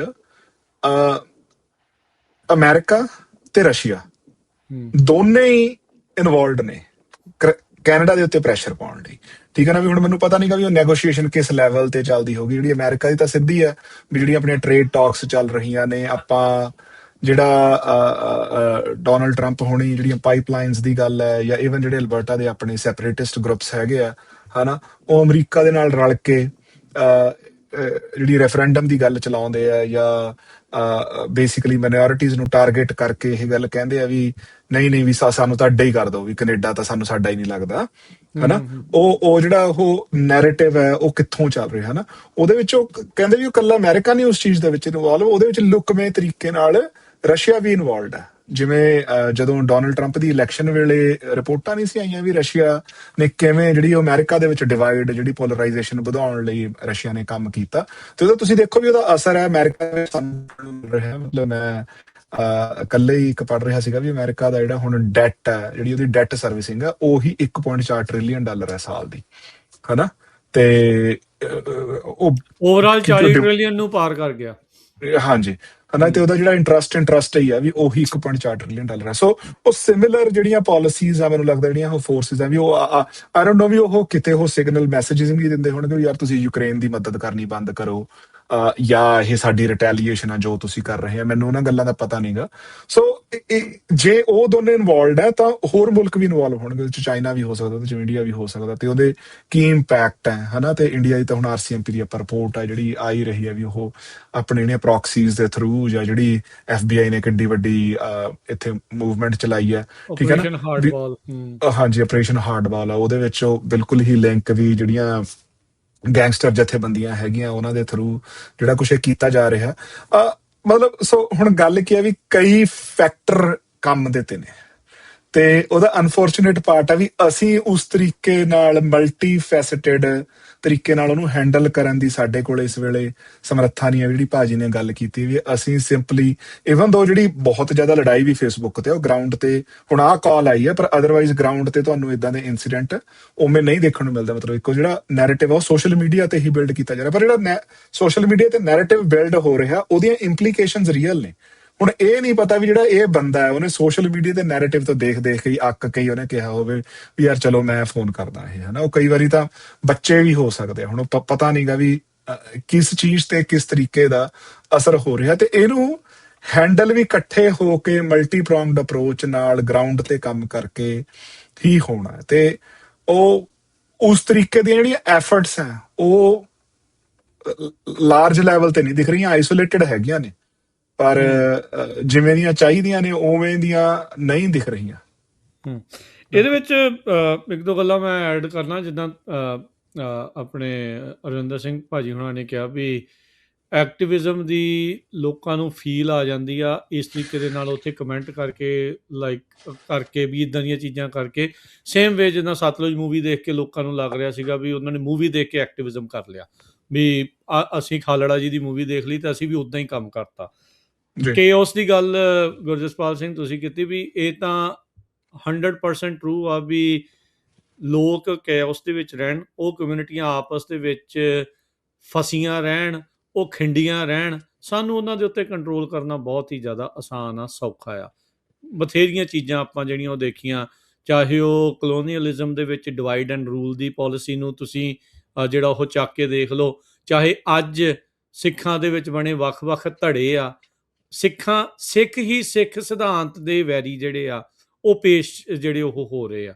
ਉਹ ਇਸ ਤਰੀਕੇ ਦੇ ਨਾਲ ਗੱਲ ਸਿਧਾਂਤ ਦੇ ਉਲਟ ਜਚਾਉਣ ਦੀ ਗੱਲ ਕਰ ਰਹੇ ਆ। ਤਾਂ ਉਹ ਕਿਸੇ ਸਿਧਾਂਤ ਚੋਂ ਨਹੀਂ ਗੱਲ ਉਹਦਾ ਜਵਾਬ ਆ ਰਿਹਾ, ਉਹ ਐਂਗਲ ਹੋਰ ਹੀ ਬਣਾ ਕੇ ਜਿਹੜਾ ਉਹ ਪੇਸ਼ ਕਰ ਰਹੇ ਆ ਵੀ ਸਿੱਖਾਂ ਦਾ ਪੈਸਾ ਸਿੱਖਾਂ ਦੇ ਮੂੰਹ, ਵੀ ਲੰਗਰ ਸਿਰਫ ਸਿੱਖਾਂ ਦੇ ਲਈ। ਵੀ ਇਹ ਕਿਹੜੀਆਂ ਚੀਜ਼ਾਂ ਦੇ ਉੱਤੇ ਜਿਹੜਾ ਉਹ ਤੁਸੀਂ ਅਟੈਕ ਜਿਹੜਾ ਉਹ ਕਰਨ ਲੱਗ ਜਿਹੜਾ ਉਹ ਜਾਂਦੇ ਆ। ਸਿੱਖੀ ਦਾ ਸਿਧਾਂਤ ਬ੍ਰਹਿਮੰਡ ਸ੍ਰਿਸ਼ਟੀ ਦੁਨੀਆ ਦੇ ਸਾਰੇ ਦੇ ਭਲਾਈ ਦੇ ਲਈ ਹੈ, ਸਰਬੱਤ ਦੇ ਭਲੇ ਦਾ ਜਿਹੜਾ ਉਹ ਕਨਸੈਪਟ ਉਸ ਦੇ ਵਿੱਚ ਨਾਲ ਹੈਗਾ ਆ। ਵੀ ਓਬਵੀਅਸਲੀ ਆਪਾਂ ਇਹ ਚੀਜ਼ਾਂ ਨੂੰ ਜਿਹੜਾ ਦੇਖਦੇ ਆ, ਇੱਥੇ ਵਾਚ ਕਰਨ ਦੀ ਜ਼ਰੂਰਤ ਆ। ਤੇ ਇਹ ਜਿਹੜਾ ਖੰਡਾ ਆ ਇਹ ਸਾਰੀਆਂ ਚੀਜ਼ਾਂ ਦੇ ਵਿੱਚ ਅਰਵਿੰਦਰ ਸਿੰਘ, ਗੁਰਜਸਪਾਲ ਸਿੰਘ, ਇਹ ਚੀਜ਼ ਥੋੜ੍ਹਾ ਜਿਹਾ ਇਹਦੇ 'ਤੇ ਵੀ ਆਪਾਂ ਗੱਲ ਕਰੀਏ ਕਿ ਲੋਕਾਂ ਨੂੰ, ਜਾਂ ਜਿਹੜੇ ਲੋਕਾਂ ਨੂੰ ਪਤਾ ਵੀ ਆ ਕਿ ਉਹ ਹੁਣ ਇਸ ਗੱਲ ਤੋਂ ਤਾਂ ਨਹੀਂ ਬਹੁਤਾ ਜਿਹੜਾ ਉਹ ਬੋਲਦੇ ਵੀ ਯਾਰ ਜਿੱਦਾਂ ਤੁਸੀਂ ਦੱਸਿਆ ਵੀ ਬਥੇਰੇ ਇੱਦਾਂ ਦੇ ਪੇਜ, ਬਥੇਰੇ ਇੱਦਾਂ ਦੇ ਜਿਹੜੀਆਂ ਪਰਸਨੈਲਿਟੀ ਇਨਫਲੂਐਂਸਰ ਸੋ ਕਾਲਡ ਬਣੇ ਆ, ਵੀ ਉਹਨਾਂ ਨੂੰ ਇਹ ਲੱਗਦਾ ਯਾਰ ਇਹਨਾਂ ਨੇ ਸਾਡੇ ਦਿਵਾਲੇ ਹੋ ਜਾਣਾ। ਹਰ ਇੱਕ ਦੇ ਝੱਲਣ ਦੀ ਸਮਰੱਥਾ ਵੀ ਨਹੀਂ ਹੁੰਦੀ। ਬਿਲਕੁਲ ਇਹ ਗੱਲ ਤੁਹਾਡੀ ਠੀਕ ਹੈ ਜੀ। ਸੋ ਪਹਿਲੀ ਗੱਲ ਤਾਂ ਜਿਹੜੀ ਤੁਸੀਂ ਗੱਲ ਸਿਧਾਂਤ ਵਾਲੀ ਕੀਤੀ ਹੈ ਨਾ, ਵੀ ਜਦੋਂ ਨਾ ਆਪਣੀਆਂ ਨੀਹਾਂ ਖੋਖਲੀਆਂ ਹੋ ਜਾਣ ਹਨਾ, ਫਿਰ ਉਹ ਬਹੁਤਾ ਚਿਰ ਖੜੇ ਰਹਿਣਾ ਔਖਾ ਹੋ ਜਾਂਦਾ ਹੈ। ਸੋ ਅਸੀਂ ਕੀ ਕਰ ਰਹੇ ਹਾਂ ਵੀ ਅਸੀਂ ਨਾ ਆਪਣੀਆਂ ਨੀਹਾਂ ਖੋਖਲੀਆਂ ਕਰ ਰਹੇ ਹਾਂ ਹਨਾ, ਜਦੋਂ ਅਸੀਂ ਆਪ ਪੁੱਟ ਰਹੇ ਹਾਂ ਹਨਾ। ਜਦੋਂ ਅਸੀਂ ਤੁਸੀਂ ਇਹ ਦੇਖੋ ਵੀ ਇੰਨਾ ਸਾਰਾ ਕੁਛ ਸਾਡੇ ਆਲੇ ਦੁਆਲੇ ਨੈਰੇਟਿਵ ਬਿਲਡ ਹੋ ਰਿਹਾ ਵੀ ਜਿਹੜੇ ਨਾਰਥ ਅਮਰੀਕਾ ਦੇ ਵਿੱਚ ਜਿਹੜੇ ਸਿੱਖ ਹੈ ਉਹਨਾਂ ਦਾ ਮਤਲਬ, ਚਲੋ ਠੀਕ ਹੈ ਵੀ ਇੱਕ ਤਾਂ ਜਿਹੜਾ ਮੁਸਲਿਮ ਕਮਿਊਨਿਟੀ ਦੇ ਅਗੇਂਸਟ ਨੈਰੇਟਿਵ ਚੱਲਦਾ, ਉਹ ਮੈਨੂੰ ਲੱਗਦਾ ਵੀ ਉਹ ਲਾਰਜਲੀ ਇਜ਼ਰਾਈਲ ਵੱਲੋਂ ਡਰਿਵਨ ਹੈ ਹਨਾ। ਹੁਣ ਉਹ ਮੈਨੂੰ ਲਾਰਜਲੀ ਇਹ ਗੱਲ, ਕਿਉਂਕਿ ਜਿਹੜੀ ਗਾਜ਼ਾ ਦੀ ਜੰਗ ਹੈਗੀ ਆ ਉਹਦੇ ਕਰਕੇ ਥੋੜਾ ਮੈਂ ਇੱਥੇ ਟੈਂਜੈਂਟ ਤੇ ਜਾ ਰਿਹਾ ਹਨਾ, ਵੀ ਜਿਹੜੀ ਗਾਜ਼ਾ ਦੇ ਵਿੱਚ ਜਿਹੜਾ ਜੈਨੋਸਾਈਡ ਇਜ਼ਰਾਈਲੀ ਸਟੇਟ ਕਰ ਰਹੀ ਹੈ ਉਹਦੇ ਕਰਕੇ ਨਾ ਜਿਹੜੀ ਲਾਰਜਲੀ ਵੈਸਟਰਨ ਕਮਿਊਨਿਟੀ ਦੇ ਵਿੱਚ ਮੁਸਲਮਾਨਾਂ ਪ੍ਰਤੀ ਥੋੜਾ ਜਿਹਾ ਇੱਕ ਸੌਫਟ ਕਾਰਨਰ ਡਿਵੈਲਪ ਹੋਣਾ ਸ਼ੁਰੂ ਹੋਇਆ। ਉਹ ਚਾਹੇ ਆਪਾਂ ਟੱਕਰ ਕਾਲਸਨ ਹੋਣਾ ਦੀ ਜਾਂ ਜਿਹੜਾ ਮਾਗਾ ਦੀ ਕਰ ਲਈਏ, ਜਾਂ ਮੁੜ ਕੇ ਜਿਹੜੀਆਂ ਉਹਦੇ ਚ ਵੀਡੀਓਜ਼ ਆ ਰਹੀਆਂ ਨੇ ਵੀ ਨਹੀਂ ਯਾਰ ਦੇਖੋ ਵੈਸਟ ਬੈਂਕ ਦੇ ਵਿੱਚ ਤਾਂ ਉਹਨਾਂ ਨੇ ਚਰਚ ਸਾਂਭ ਕੇ ਰੱਖਿਆ ਆ ਜੋ ਵੀ ਹੈ, ਪਰ ਇੱਕ ਉਹਦੇ ਪੈਰਲਲ ਹੀ ਇੱਕ ਨੈਰੇਟਿਵ ਮੁਸਲਮਾਨਾਂ ਦੇ ਅਗੇਂਸਟ ਚਲਾਇਆ ਜਾ ਰਿਹਾ ਵੀ ਦੇਖੋ ਜੀ ਇਹ ਤਾਂ ਇਹ ਇੱਥੇ ਇਹ ਆਤੰਕਵਾਦੀ ਹੈ, ਇਹ ਜਿਹੜੀ ਸਾਡੀ ਵੈਸਟਰਨ ਸਿਵਲਾਈਜੇਸ਼ਨ ਹੈ ਇਹਨੂੰ ਖਤਮ ਕਰਨਾ ਚਾਹੁੰਦੇ ਆ, ਇਹ ਉਹਦੇ ਦੁਸ਼ਮਣ ਹੈ ਨਾ। ਹਾਂਜੀ ਹਾਂ, ਉਹਦਾ ਇੱਕ ਸਬ ਉਹ ਚੱਲ ਰਿਹਾ ਜਿੱਥੇ ਉਹ ਸਿਰਫ ਮੁਸਲਮਾਨਾਂ ਤੋਂ ਹਟ ਕੇ ਉਹਦੇ ਚ ਫਿਰ ਬਰਾਊਨ ਬੰਦੇ ਆ ਜਾਂਦੇ ਆ, ਠੀਕ ਹੈ ਨਾ। ਉਹਦੇ ਵਿੱਚ ਜਿਹੜਾ ਇਮੀਗ੍ਰੈਂਟ ਤਬਕਾ ਜਿਹਦੇ ਵਿੱਚ ਫਿਰ ਪੱਗਾਂ ਵਾਲਿਆਂ ਦੀਆਂ ਵੀ ਫੋਟੋਆਂ ਕਿਤੇ ਨਾ ਕਿਤੇ ਪਾ ਦਿੱਤੀਆਂ ਜਾਂਦੀਆਂ। ਕੈਨੇਡਾ ਦੇ ਵਿੱਚ ਉਹ ਵਾਲਾ ਨੈਰੇਟਿਵ ਜ਼ਿਆਦਾ ਲਾਰਜਲੀ ਹੈ ਹਨਾ, ਵੀ ਟਰੱਕਾਂ ਵਾਲੇ ਬੰਦੇ ਜਾਂ ਕੋਈ ਵੀ ਜਿਹੜਾ ਤੁਸੀਂ ਦੇਖਿਓ ਜਿਹੜੀ ਮੈਕਸਿਮ ਬਰਨਰ ਹੋਣੀ ਆ ਜਿਹੜੀ ਇੱਥੋਂ ਦੀ ਨਾ PPC ਪਾਰਟੀ ਹੈ, ਪ੍ਰੋਗਰੈਸਿਵ ਕੰਜ਼ਰਵੇਟਿਵਸ ਜਿਹੜੀ ਹੈ people's party of Canada sorry ਹਨਾ, ਉਹ ਬਹੁਤ ਐਕਸਟ੍ਰੀਮ ਰਾਈਟ ਵਿੰਗ ਹੈ ਹਨਾ। ਉਹ ਜਦੋਂ ਵੀ ਕੋਈ ਪੋਸਟਰ ਸ਼ੇਅਰ ਕਰੂਗਾ ਉਹ ਐਂਟੀ ਸਿੱਖਾਂ ਪੱਗਾਂ ਵਾਲੇ ਬੰਦਿਆਂ ਦੀਆਂ ਫੋਟੋਆਂ ਜਾਂ ਮੋਟਰਸਾਈਕਲ ਤੇ, ਉਹ ਬੇਸਿਕਲੀ ਜਿਹੜਾ ਇੱਕ ਨੈਰੇਟਿਵ ਆ ਉਹ ਸਿੱਖਾਂ ਦੇ ਅਗੇਂਸਟ ਖੜਾ ਕੀਤਾ ਜਾ ਰਿਹਾ। ਉਹਦੇ ਉਲਟ ਜਦੋਂ ਵੀ ਕੋਈ ਗੱਲ ਚੱਲਦੀ ਆ ਉਹਦੇ ਵਿੱਚ ਜਿਹੜੀ ਗੱਲ ਕੀ ਆ ਉਹ ਸਾਡੇ ਗੁਰੂ ਘਰਾਂ ਦੀ ਗੱਲ ਕਰੂਗੇ। ਉਹ ਕਹੂਗੇ ਵੀ ਆ ਜਿਹੜੀ ਸਿੱਖ ਕਮਿਊਨਿਟੀ ਆ ਇਹ ਮਾਨਸ ਕੀ ਜਾਤ ਸਭੇ ਇੱਕੇ ਨੂੰ ਪਹਿਚਾਨਦੀ ਹੈ, ਉਹ ਫਰਕ ਨਹੀਂ ਕਰਦੀ, ਠੀਕ ਹੈ ਨਾ।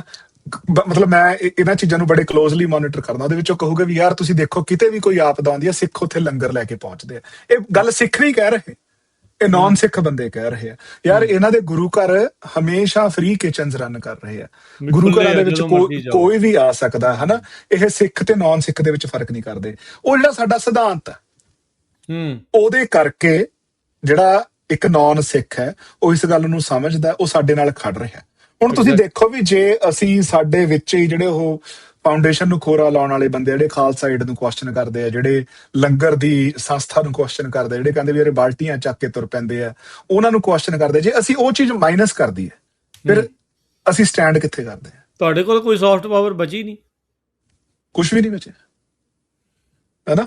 ਤੇ ਉਹਦੇ ਵਿੱਚ ਉਹ ਪੈ ਰਿਹਾ। ਪਰ ਇਹ ਸਿਰਫ ਇੱਕ ਫਰੰਟ ਹੈ ਵੀ ਦੇਖੋ ਅਸੀਂ ਆਪਣੇ ਸਿਧਾਂਤ ਨੂੰ ਟਰੂ ਰਹਿਣਾ, ਅਸੀਂ ਆਪਣੇ ਆਪ ਨੂੰ ਬਦਲਣਾ ਨੀਗਾ, ਠੀਕ ਹੈ ਨਾ। ਵੀ ਚਾਹੇ ਸਾਨੂੰ ਕੋਈ ਵੀ ਕਹੀ ਜਾਵੇ, ਮਤਲਬ ਹੁਣ ਸਾਨੂੰ ਮੁਸਲਮਾਨਾਂ ਦੇ ਅਗੇਂਸਟ ਲੜਾਉਣ ਦੀ ਕਿੰਨੀ ਕੋਸ਼ਿਸ਼ ਹੁੰਦੀ ਆ। ਆਪਣੇ ਕਈ ਮੈਨੂੰ ਲੱਗਦਾ ਵੀ ਜਿਹੜੇ US ਦੇ ਰਿਪਬਲਿਕਨ ਸਿੱਖ ਹੈਗੇ ਆ ਉਹ ਆਮ ਹੀ ਜਿਹੜੇ ਮੈਗਾ ਦੇ ਫਾਲੋਅਰ ਆ ਉਹ ਮੁਸਲਮਾਨਾਂ ਦੇ ਅਗੇਂਸਟ ਲੈ ਮੁਸਲਮਾਨ ਤਾਂ ਐਂ ਕਰਦੇ ਆ ਹਨਾ, ਜਾਂ ਆਪਾਂ ਜਿਹੜੀ ਅਫਰੀਕਨ ਕਮਿਊਨਿਟੀ ਦੇ ਅਗੇਂਸਟ ਉਹ ਆਮ ਹੀ ਗੱਲ ਕਰ ਲੈਂਦੇ। ਪਰ ਜਿਹੜਾ ਇੱਕ ਸਿਧਾਂਤ ਦੇ ਨੇੜੇ ਵਾਲਾ ਸਿੱਖ ਉਹ ਨਹੀਂ ਕਰਦਾ। ਤੇ ਉੱਥੇ ਜਿਹੜੇ ਸਾਡੇ ਅਲਾਇੰਸਿਸ ਬਣਨੇ ਆ ਹਨਾ, ਉਹੀ ਜਿਹੜੇ ਅਲਾਇੰਸਿਸ ਸਾਨੂੰ ਦਿਖ ਰਹੇ ਆ, ਚਾਹੇ ਉਹ ਮਾਮਦਾਨੀ ਦੀ ਜਿੱਤ ਚ ਹੈ, ਤੇ ਚਾਹੇ ਉਹ ਅਬੂ ਅਲ ਸਾਇਦ ਦੀ ਜਿੱਤ ਚ ਹੈ, ਠੀਕ ਹੈ ਨਾ, ਚਾਹੇ ਉਹ ਕੈਲਗਰੀ ਦਾ ਮੇਅਰ ਹੈ ਜਿਹੜਾ ਉਹ ਰਾਈਟ ਵੇ ਆ ਕੇ ਕਹਿ ਰਿਹਾ ਵੀ ਉਹ ਬਿਲਕੁਲ ਪਰਸਨਲ ਬਿਆਨ ਪਾ ਰਿਹਾ ਵੀ ਮੈਂ 100 ਵਾਰੀ ਇਸ ਟੈਂਪਲ ਚ ਗਿਆ ਤੇ ਸਿੱਖ ਟੈਂਪਲ ਚ ਗਿਆ, ਤੇ ਇਹ ਹਮੇਸ਼ਾ ਬਿਨਾਂ ਕਿਸੇ ਵਿਤਕਰੇ ਤੋਂ ਸਾਰਿਆਂ ਨੂੰ ਲੰਗਰ ਛਕਾ ਰਹੇ ਆ ਜਦੋਂ ਵੀ ਕੋਈ ਆਪਦਾ ਆਵੇ। ਵੀ ਮਤਲਬ ਇਹ ਐਬਸੋਲੂਟਲੀ ਡਿਸਕਸਟਿੰਗ ਗੱਲ ਆ। ਉਹਦਾ ਮੈਸੇਜ ਵੱਡਾ, ਤੇ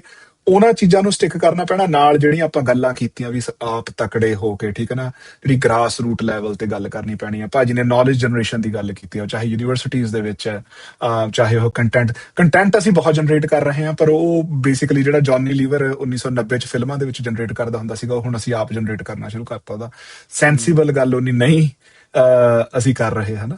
ਤੇ ਉਹ ਬਾਕੀ ਜਿਹੜਾ ਪ੍ਰੈਸ਼ਰ ਕੁੱਕਰ ਵਾਲੀ ਗੱਲ ਤੁਸੀਂ ਕੀਤੀ ਵੀ ਸਤਲੁਜ ਮੂਵੀ ਦੇਖ ਕੇ ਲੱਗ ਰਿਹਾ ਵੀ ਯਾਰ ਸਾਡਾ ਐਕਟਿਵਿਜ਼ਮ ਹੋ ਗਿਆ ਹਨਾ। ਉਹ ਬੇਸਿਕਲੀ ਵੀ ਕਿਤੇ ਪ੍ਰੈਸ਼ਰ ਕੁੱਕਰ ਫਟ ਨਾ ਜਾਵੇ, ਉਹ ਰਿਲੀਜ਼ ਹੋ ਰਹੀ ਹੈ। ਨਹੀਂ ਤਾਂ ਬੰਦੇ ਨੂੰ ਲੱਗੂਗਾ ਯਾਰ ਮੈਂ ਕੁਛ ਕਰ ਨਹੀਂ ਰਿਹਾ, ਮੈਂ ਜਾ ਕੇ ਮਿਹਨਤ ਕਰਾਂ। ਕਿਤੇ ਉਹਨੇ ਫੇਸਬੁੱਕ ਤੇ ਇੱਕ ਲਾਈਕ ਕੀਤਾ, ਪੋਸਟ ਸ਼ੇਅਰ ਕੀਤੀ, ਉਹਦਾ ਅੱਜ ਦਾ ਜੌਬ ਡਨ ਹੋ ਗਈ ਵੀ ਯਾਰ ਮੈਂ ਨਾਲ 10 ਜਣਿਆਂ ਨੂੰ ਕਾਲ ਕਰਕੇ ਦੇਖਿਆ, ਮੈਂ ਉਹ ਕਮੈਂਟ ਕਰਤਾ ਹਾਂ ਵੀ ਮੈਂ ਅੱਜ ਮੈਂ ਸਿੱਖੀ ਨੂੰ ਬਚਾ ਲਿਆ, ਜਾਂ ਅੱਜ ਮੈਂ ਖਾਲਿਸਤਾਨ ਬਣਾ ਲਿਆ, ਜਾਂ ਅੱਜ ਮੈਂ ਰਿਪਰੈਸ਼ਨ ਦੇ ਅਗੇਂਸਟ ਆਵਾਜ਼ ਚੱਕ ਲਈ। ਉਹ ਇੱਕ ਸੈਟਿਸਫੈਕਸ਼ਨ ਦੇ ਨਾਲ ਬੰਦਾ ਉਹ ਸੌਂ ਰਿਹਾ ਹੈ। ਇਹ ਆ ਵੀ ਲੌਂਗ ਟਰਮ ਪ੍ਰੋਸੈਸ ਹੁੰਦੇ, ਉਹਦੇ ਚੋਂ ਲੰਘਣਾ ਨਹੀਂ ਚਾਹੁੰਦੇ। ਉਹ ਪ੍ਰੋਸੈਸ ਤੁਹਾਨੂੰ ਬਦਲਦਾ ਹੈ ਬਹੁਤ ਵੱਡੇ ਤਰੀਕੇ ਦੇ ਨਾਲ, ਤੇ ਇਨਸਾਨ ਰੈਡੀ ਨਹੀਂ ਆ ਉਸ ਚੀਜ਼ ਦੇ ਲਈ। ਉਹ ਇਸ ਲਈ ਨਹੀਂ ਰੈਡੀ, ਜਿਹੜੀ ਮੂਲ ਸਿਧਾਂਤ ਵਾਲੀ ਗੱਲ ਆ ਵੀ ਉੱਥੋਂ ਖਿੰਡੇ ਆ, ਉੱਥੋਂ ਦੂਰ ਆ, ਤੇ ਉਹਦੇ ਕਰਕੇ ਫਿਰ ਉਹ ਔਖਾ ਬੰਦੇ ਨੂੰ ਜਿਹੜਾ ਬੜਾ ਲੱਗਦਾ ਆ। ਇੱਕ ਇਹ ਵੀ problem Arvinder Singh ji, you can back me on this, ਵੀ ਲੋਕਾਂ ਨੂੰ ਜਿਹੜੀ ਆ ਉਹ ਇਸ ਤਰੀਕੇ ਦੇ ਨਾਲ ਲੱਗਦਾ ਆ ਵੀ ਮੈਨੂੰ ਸਮਝਾਉਣ ਦੀ ਲੋੜ ਨਹੀਂ, ਮੈਨੂੰ ਆਲਰੇਡੀ ਸਾਰੀ ਸਮਝ ਆ, ਮੇਰੇ ਤੋਂ ਸਮਝ ਲੈ ਲਓ ਤੁਸੀਂ ਜਿਹੜੀ ਵੀ ਲੈਣੀ। ਹਾਂਜੀ, ਨਹੀਂ ਮੈਨੂੰ ਲੱਗਦਾ ਇਹ ਸਾਡੇ ਸਾਰਿਆਂ ਨਾਲ ਹੀ ਹੁੰਦਾ। ਐਂਡ ਇਹ ਕਨਸਟੈਂਟ ਬੰਦੇ ਦੀ ਫਾਈਟ ਹੈ ਨਾ। ਬੰਦਾ ਉਹ ਕਹਿੰਦੇ ਕਿ ਜਿਹੜਾ ਸਿੱਖ ਦਾ ਨੇਤਾ ਕਰਮ ਆ, ਉਹ ਨਿੱਤ ਉੱਠ ਕੇ ਤੇ ਅੰਦਰਲੇ ਪੰਜਾਂ ਚੋਰਾਂ ਨਾਲ ਜੰਗ ਵਿੱਢਣੀ, ਇਹੀ ਕਾਜ ਆ, ਹਨਾ। ਸੋ ਉਹਨਾਂ ਵਿੱਚੋਂ ਈਗੋ ਵੀ ਇੱਕ ਆ, ਮੈਨੂੰ ਲੱਗਦਾ ਜਦੋਂ ਸਾਨੂੰ ਵੀ ਇਫੈਕਟ ਕਰਦੀ ਹੈ। ਮੈਨੂੰ ਲੱਗਦਾ ਵੀ ਸਿੱਖ ਦਾ ਜਿਹੜਾ ਗੁਰੂ ਨੇ ਜਦੋਂ ਸ਼ਬਦ ਦਿੱਤਾ, ਉਹਨਾਂ ਨੇ ਕਿਹਾ ਸਿੱਖ ਦਾ ਮਤਲਬ ਹੀ ਲਰਨਰ ਸੀਗਾ, ਵੀ ਉਹ ਕੌਨਸਟੈਂਟ ਵੱਖਰੇ ਡਾਇਮੈਂਸ਼ਨਸ ਤੋਂ ਉਹ ਹੰਗਰੀ ਆ ਸਦਾ ਸਿੱਖਣ ਦੇ ਲਈ। ਹੁਣ ਮੈਨੂੰ ਲੱਗਦਾ ਕਿ ਜੇ ਇਸ ਵਰਤਾਰੇ ਨੂੰ ਸਮਝਣਾ ਹੋਵੇ, ਇਹਨੂੰ ਤੁਸੀਂ ਜੇ ਜੀਓਪੋਲੀਟੀਕਲ ਐਂਗਲ ਤੋਂ ਮੈਂ ਹੁਣ ਕਹਾਂ, ਜੀਓਪੋਲੀਟੀਕਲ ਐਂਗਲ ਤੋਂ, ਜਿਵੇਂ ਹੁਣ ਮੈਂ ਜਿਹੜੀ ਗੁਰਸਪਾਲ ਨੇ ਗੱਲ ਕਹੀ ਉਹਦੀ ਮੈਂ ਅੱਗੇ ਥ੍ਰੈਡ ਦੋਹਰਾਂਗਾ। ਜਿਹੜੀ ਹੁਣ ਗਾਜ਼ਾ ਵਿੱਚ ਵਾਰ ਹੋਈ ਆ, ਉਹਦੇ ਨਾਲ ਤੁਸੀਂ ਅਮਰੀਕਨ ਪੋਲਿਟਿਕਸ ਦੇ ਵਿੱਚ ਵੀ ਇੱਕ ਹਿਸਾਬ ਨਾਲ ਤੁਸੀਂ ਫਾਲਟ ਲਾਈਨਸ ਦੇਖ ਰਹੇ, ਫ੍ਰੈਕਚਰ ਲਾਈਨਸ ਦੇਖ ਰਹੇ ਹੋ, ਠੀਕ ਹੈ ਜੀ। ਉਹਦੇ ਹਿਸਾਬ ਨਾਲ ਹੁਣ ਉਹਨੂੰ ਤੁਸੀਂ, ਉਹਦੇ ਵੀ ਦੋ ਪੱਖ ਨੇ, ਉਹਦੇ ਵਿੱਚ ਵੀ ਜ਼ਾਇਨਿਜ਼ਮ ਦੇ ਸਰਵਾਈਵਲ ਪੱਖ ਵੀ ਨੇ ਤੇ ਨਾਲ ਦੀ ਨਾਲ ਓਪਰੈਸਿਵ ਪੱਖ ਵੀ ਨੇ, ਹਨਾ। ਸੋ ਉਹ ਡਿਪੈਂਡ ਕਰਦਾ ਵੀ ਤੁਸੀਂ ਕਿਹੜੇ ਐਂਗਲ ਤੋਂ ਦੇਖ ਰਹੇ ਆ। ਪਰ ਇਸ ਬਾਰੇ ਤਾਂ ਕੋਈ ਦੂਜੀ ਰਾਏ ਨਹੀਂ ਵੀ ਗਾਜ਼ਾ ਦੇ ਵਿੱਚ ਜਿੰਨਾ ਜ਼ਿਆਦਾ ਘਾਣ ਹੋਇਆ, ਹਨਾ, ਉਹਦੇ ਨਾਲ ਅਮਰੀਕਾ ਦੇ ਵਿੱਚ ਜਿਹੜੀ ਜ਼ਾਇਨਿਜ਼ਮ ਦੇ, ਜਿਹਨੂੰ ਤੁਸੀਂ ਕਹਿ ਸਕਦੇ ਆ ਕਿ ਫਰੈਂਡਸ ਆਫ ਜ਼ਾਇਨਿਜ਼ਮ, ਉਹ ਗਲੋਬਲੀ ਘਟ ਰਹੇ ਆ। ਨਹੀਂ ਤਾਂ ਤੁਸੀਂ ਸਪੇਨ ਵਰਗੀ ਕੰਟਰੀ ਦੇ ਬਾਰੇ ਇੰਨੀ ਓਪਨਲੀ ਤੁਸੀਂ ਕਹਿ ਨਹੀਂ ਸਕਦੇ ਵੀ ਚੀਜ਼ਾਂ ਹੋਣਗੀਆਂ। ਪਰ ਜਿਹੜੇ ਨਵੇਂ ਇੱਕ ਜਿਹੜੇ ਕਨੈਕਸ਼ਨਸ ਜਿਹੜੇ ਕਨਵਰਜ ਹੋ ਰਹੇ ਨੇ, ਉਹ ਹੋ ਰਹੇ ਨੇ ਰਾਈਟ ਵਿੰਗ ਇਨ ਦਾ ਜ਼ਾਇਨਿਜ਼ਮ ਦੇ, ਉਹ ਵੀ ਆਪਸ ਦੇ ਵਿੱਚ ਇੱਕ ਹਿਸਾਬ ਨਾਲ। ਤੁਸੀਂ ਹੁਣ US ਦੇ ਵਿੱਚ ਤੁਸੀਂ ਉਹਨਾਂ ਦੀ ਦੇਖ ਸਕਦੇ ਹੋ, ਤੁਸੀਂ ਉਹਨਾਂ ਦੇ ਤੁਸੀਂ ਆਨਲਾਈਨ ਵੀ ਪਰਸੈਪਸ਼ਨ ਦੇ ਵਿੱਚ ਦੇਖ ਸਕਦੇ ਆ। ਮਤਲਬ ਇੰਨੇ ਕਿ ਇੰਡੀਅਨ ਬੋਟਸ ਨੇ ਜਿਹੜੇ ਜਦੋਂ ਵਾਰ ਚੱਲ ਰਹੀ ਸੀਗੀ ਵੀ ਜਿਹਦੇ ਵਿੱਚ ਜਾ ਕੇ ਉਸ ਪੱਖੀ ਗੱਲ ਕਰ ਰਹੇ ਸੀ। ਸੋ ਉਹਦਾ ਸਿੱਖ ਯੂਜੂਅਲੀ US ਦੀ ਜੇ ਤੁਸੀਂ ਪਾਸਟ ਵੇਖੋ, ਸਿੱਖ ਕੋਲੀਸ਼ਨ ਦੇ ਵਿੱਚ ਵੇਖੋ, ਬਾਕੀ ਹੋਰਾਂ ਦੇ ਵਿੱਚ ਵੇਖੋ, ਤੇ ਜਿਹੜੀਆਂ ਜੂਇਸ਼ ਆਰਗੇਨਾਈਜੇਸ਼ਨਸ ਨੇ, ਗ੍ਰਾਸਰੂਟ ਆਰਗੇਨਾਈਜੇਸ਼ਨਸ ਤੇ ਸਿੱਖ ਆਰਗੇਨਾਈਜੇਸ਼ਨਸ ਨੇ, ਕਿਉਂਕਿ ਉਹ ਦੋਵੇਂ ਮਾਈਨੋਰਿਟੀ ਸੀਗੀਆਂ, ਉਹਨਾਂ ਨੇ ਬਹੁਤ ਵਾਰੀ ਆਪਸ ਦੇ ਵਿੱਚ ਇਕੱਠਿਆਂ ਕੰਮ ਵੀ ਕੀਤਾ, ਜਿਵੇਂ ਐਂਟੀ ਡੈਫੇਮੇਸ਼ਨ ਲੀਗ ਸੀ ਕਿਸੇ ਕੋਲੀਸ਼ਨ ਸੀ। ਪਰ ਹੁਣ ਉਹਦੇ ਵੀ ਕਈ ਪਰਸੈਪਸ਼ਨਸ ਨੇ ਜਿਹੜੇ ਉਹ ਚੇਂਜ ਹੋ ਰਹੇ ਨੇ। ਸੋ ਮੈਨੂੰ ਲੱਗਦਾ ਕਿ ਉਹ ਵੀ ਚੀਜ਼ਾਂ ਨੂੰ ਐਜ਼ ਜਿਹੜੇ ਪਾਲਿਸੀ ਦੇ ਲੈਵਲ ਤੋਂ ਦੇਖ ਰਹੇ ਆ, ਉਹਨਾਂ ਨੂੰ ਇਹ ਓਬਜ਼ਰਵ ਕਰਨ ਦੀ ਲੋੜ ਹੈ ਕਿ ਉਹਦੇ ਇੰਪਲੀਕੇਸ਼ਨਸ ਕੀ ਨੇ ਆਉਣ ਵਾਲੇ ਸਮੇਂ ਦੇ ਵਿੱਚ। ਇਹਦੇ ਵਿੱਚ ਮੈਂ ਸੌਰੀ ਮੈਂ ਤੁਹਾਡੀ ਗੱਲ ਨੂੰ ਕੱਟ ਰਿਹਾ, ਇੱਥੇ ਮੈਂ ਐਡ ਕਰਦਾ, ਜਿਹੜਾ ਟ੍ਰਾਂਸਨੈਸ਼ਨਲ ਰਿਪਰੈਸ਼ਨ ਦਾ ਬਿੱਲ ਸੀ, ਜਿਹੜਾ ਇੱਥੇ ਕੈਲੀਫੋਰਨੀਆ 'ਚ ਬਾਈ ਪਾਰਟੀਜ਼ਨ ਸਪੋਰਟ ਦੇ ਨਾਲ ਪਾਸ ਹੋਇਆ, ਉਹਦੇ ਵਿੱਚ ਜਿਊਸ਼ ਕਮਿਊਨਿਟੀ ਉਸ ਤੇ ਉਲਟ ਸੀ, ਉਸੇ ਨਾਲ ਖੜੀ ਜਿੱਥੇ HAF ਖੜਿਆ ਸੀ, ਉਸ ਟ੍ਰਾਂਸਨੈਸ਼ਨਲ ਰਿਪਰੈਸ਼ਨ ਦੇ ਬਿੱਲ ਨੂੰ ਉਲਟਾਉਣ ਤੇ। ਪਰ ਮੈਨੂੰ ਲੱਗਦਾ ਵੀ ਉਹਨੂੰ ਵੀ ਉਹਦੇ ਵੀ ਨੁਆਂਸ ਸਟੱਡੀ ਕਰਨ ਦੇ ਰੀਜ਼ਨ, ਉਹਨੂੰ ਵੀ ਨੁਆਂਸ ਤਰੀਕੇ ਨਾਲ ਸਟੱਡੀ ਕਰਨਾ ਚਾਹੀਦਾ, ਕਿਉਂਕਿ ਮੇਰੀ ਪਰਸੈਪਸ਼ਨ ਇਹ ਨਹੀਂ ਹੈ ਕਿ ਉਹਨਾਂ ਦੇ ਕਾਮਨ ਰੀਜ਼ਨ ਸੀਗੇ। ਮੈਨੂੰ ਲੱਗਦਾ ਕਿ ਵੈਰੀ ਡਿਫਰੈਂਟ ਰੀਜ਼ਨ ਸੀਗੇ।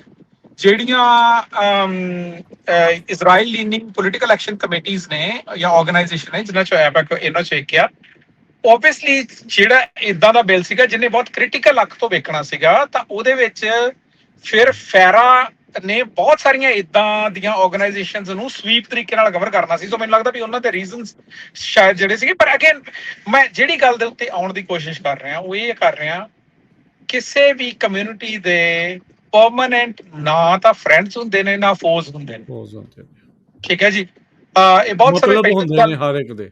ਹਾਂਜੀ, ਸੋ ਹਰੇਕ ਕਮਿਊਨਿਟੀ ਨੂੰ ਆਪਣੇ ਇੰਟਰਸਟ ਦੀ ਜੇ ਕਲੈਰਿਟੀ ਹੋਵੇ ਤਾਂ ਉਹਨਾਂ ਦੇ ਮੁੱਦੇ ਹੁੰਦੇ ਨੇ, ਤੇ ਮੁੱਦੇ ਦੇ ਉੱਤੇ ਕੋਲੈਬੋਰੇਸ਼ਨ ਹੁੰਦੀ। ਇਹ ਮੈਂ ਬਹੁਤ ਸਮੇਂ ਪਹਿਲਾਂ, ਮੈਂ ਜਦੋਂ US ਦੇ ਵਿੱਚ ਪੜ੍ਹਦਾ ਸੀਗਾ, ਤਾਂ ਮੈਂ ਜਦੋਂ ਸਿੱਖ ਕੋਲੀਸ਼ਨ ਦੇ ਨਾਲ ਥੋੜਾ ਚਿਰ ਵਾਲੰਟੀਅਰ ਕੀਤਾ, ਤੇ ਸਾਨੂੰ ਐਂਟੀ ਡੈਫੇਮੇਸ਼ਨ ਲੀਗ ਦੇ ਹੀ ਇੱਕ ਲੀਡਰ ਸੀ ਜਿਹੜੇ ਆਏ ਸੀਗੇ, ਤੇ ਮੈਂ ਉਹਨਾਂ ਨੂੰ ਇਹ ਪੁੱਛਣ ਲੱਗ ਪਿਆ। ਤੇ ਉਹਦੇ ਵਿੱਚ ਸਾਡੀ ਇੱਕ ਮੁਸਲਿਮ ਆਰਗੇਨਾਈਜੇਸ਼ਨ ਵੀ ਸੀਗੀ, ਜਿਨ੍ਹਾਂ ਦੇ ਗਰੁੱਪ ਆਏ ਹੋਏ ਸੀਗੇ, ਹਨਾ, ਵਰਕਸ਼ਾਪਸ ਕਰਨ ਦੇ ਲਈ। ਤੇ ਅਸੀਂ ਜਦੋਂ ਉਹਨਾਂ ਨਾਲ ਗੱਲ ਕਰਨ ਲੱਗੇ, ਸੋ ਅਸੀਂ ਉਹਨੂੰ ਪੁੱਛਿਆ ਕਿ ਆਮ ਤੌਰ ਦੇ ਉੱਤੇ ਤਾਂ ਮਤਲਬ ਇੰਨਾ ਇੱਟ ਖੜੱਕਾ ਚੱਲਦਾ, ਪਰ ਤੁਸੀਂ ਹੁਣ ਇੱਥੇ ਠੀਕ ਕੋਈ, ਉਹ ਕਹਿੰਦੇ ਕਿ ਸਾਡੇ ਲਈ ਪ੍ਰੀਡੋਮੀਨੈਂਟ ਇਹ ਆ ਕਿ ਸਾਡੇ ਲਈ ਜੇ ਕੋਈ ਇਜ਼ਰਾਈਲ ਦੇ ਅਗੇਂਸਟ ਨਹੀਂ ਖੜਾ ਤੇ ਅਸੀਂ ਹਰੇਕ ਨਾਲ ਕੋਲੈਬੋਰੇਟ ਕਰ ਸਕਦੇ, ਠੀਕ ਹੈ।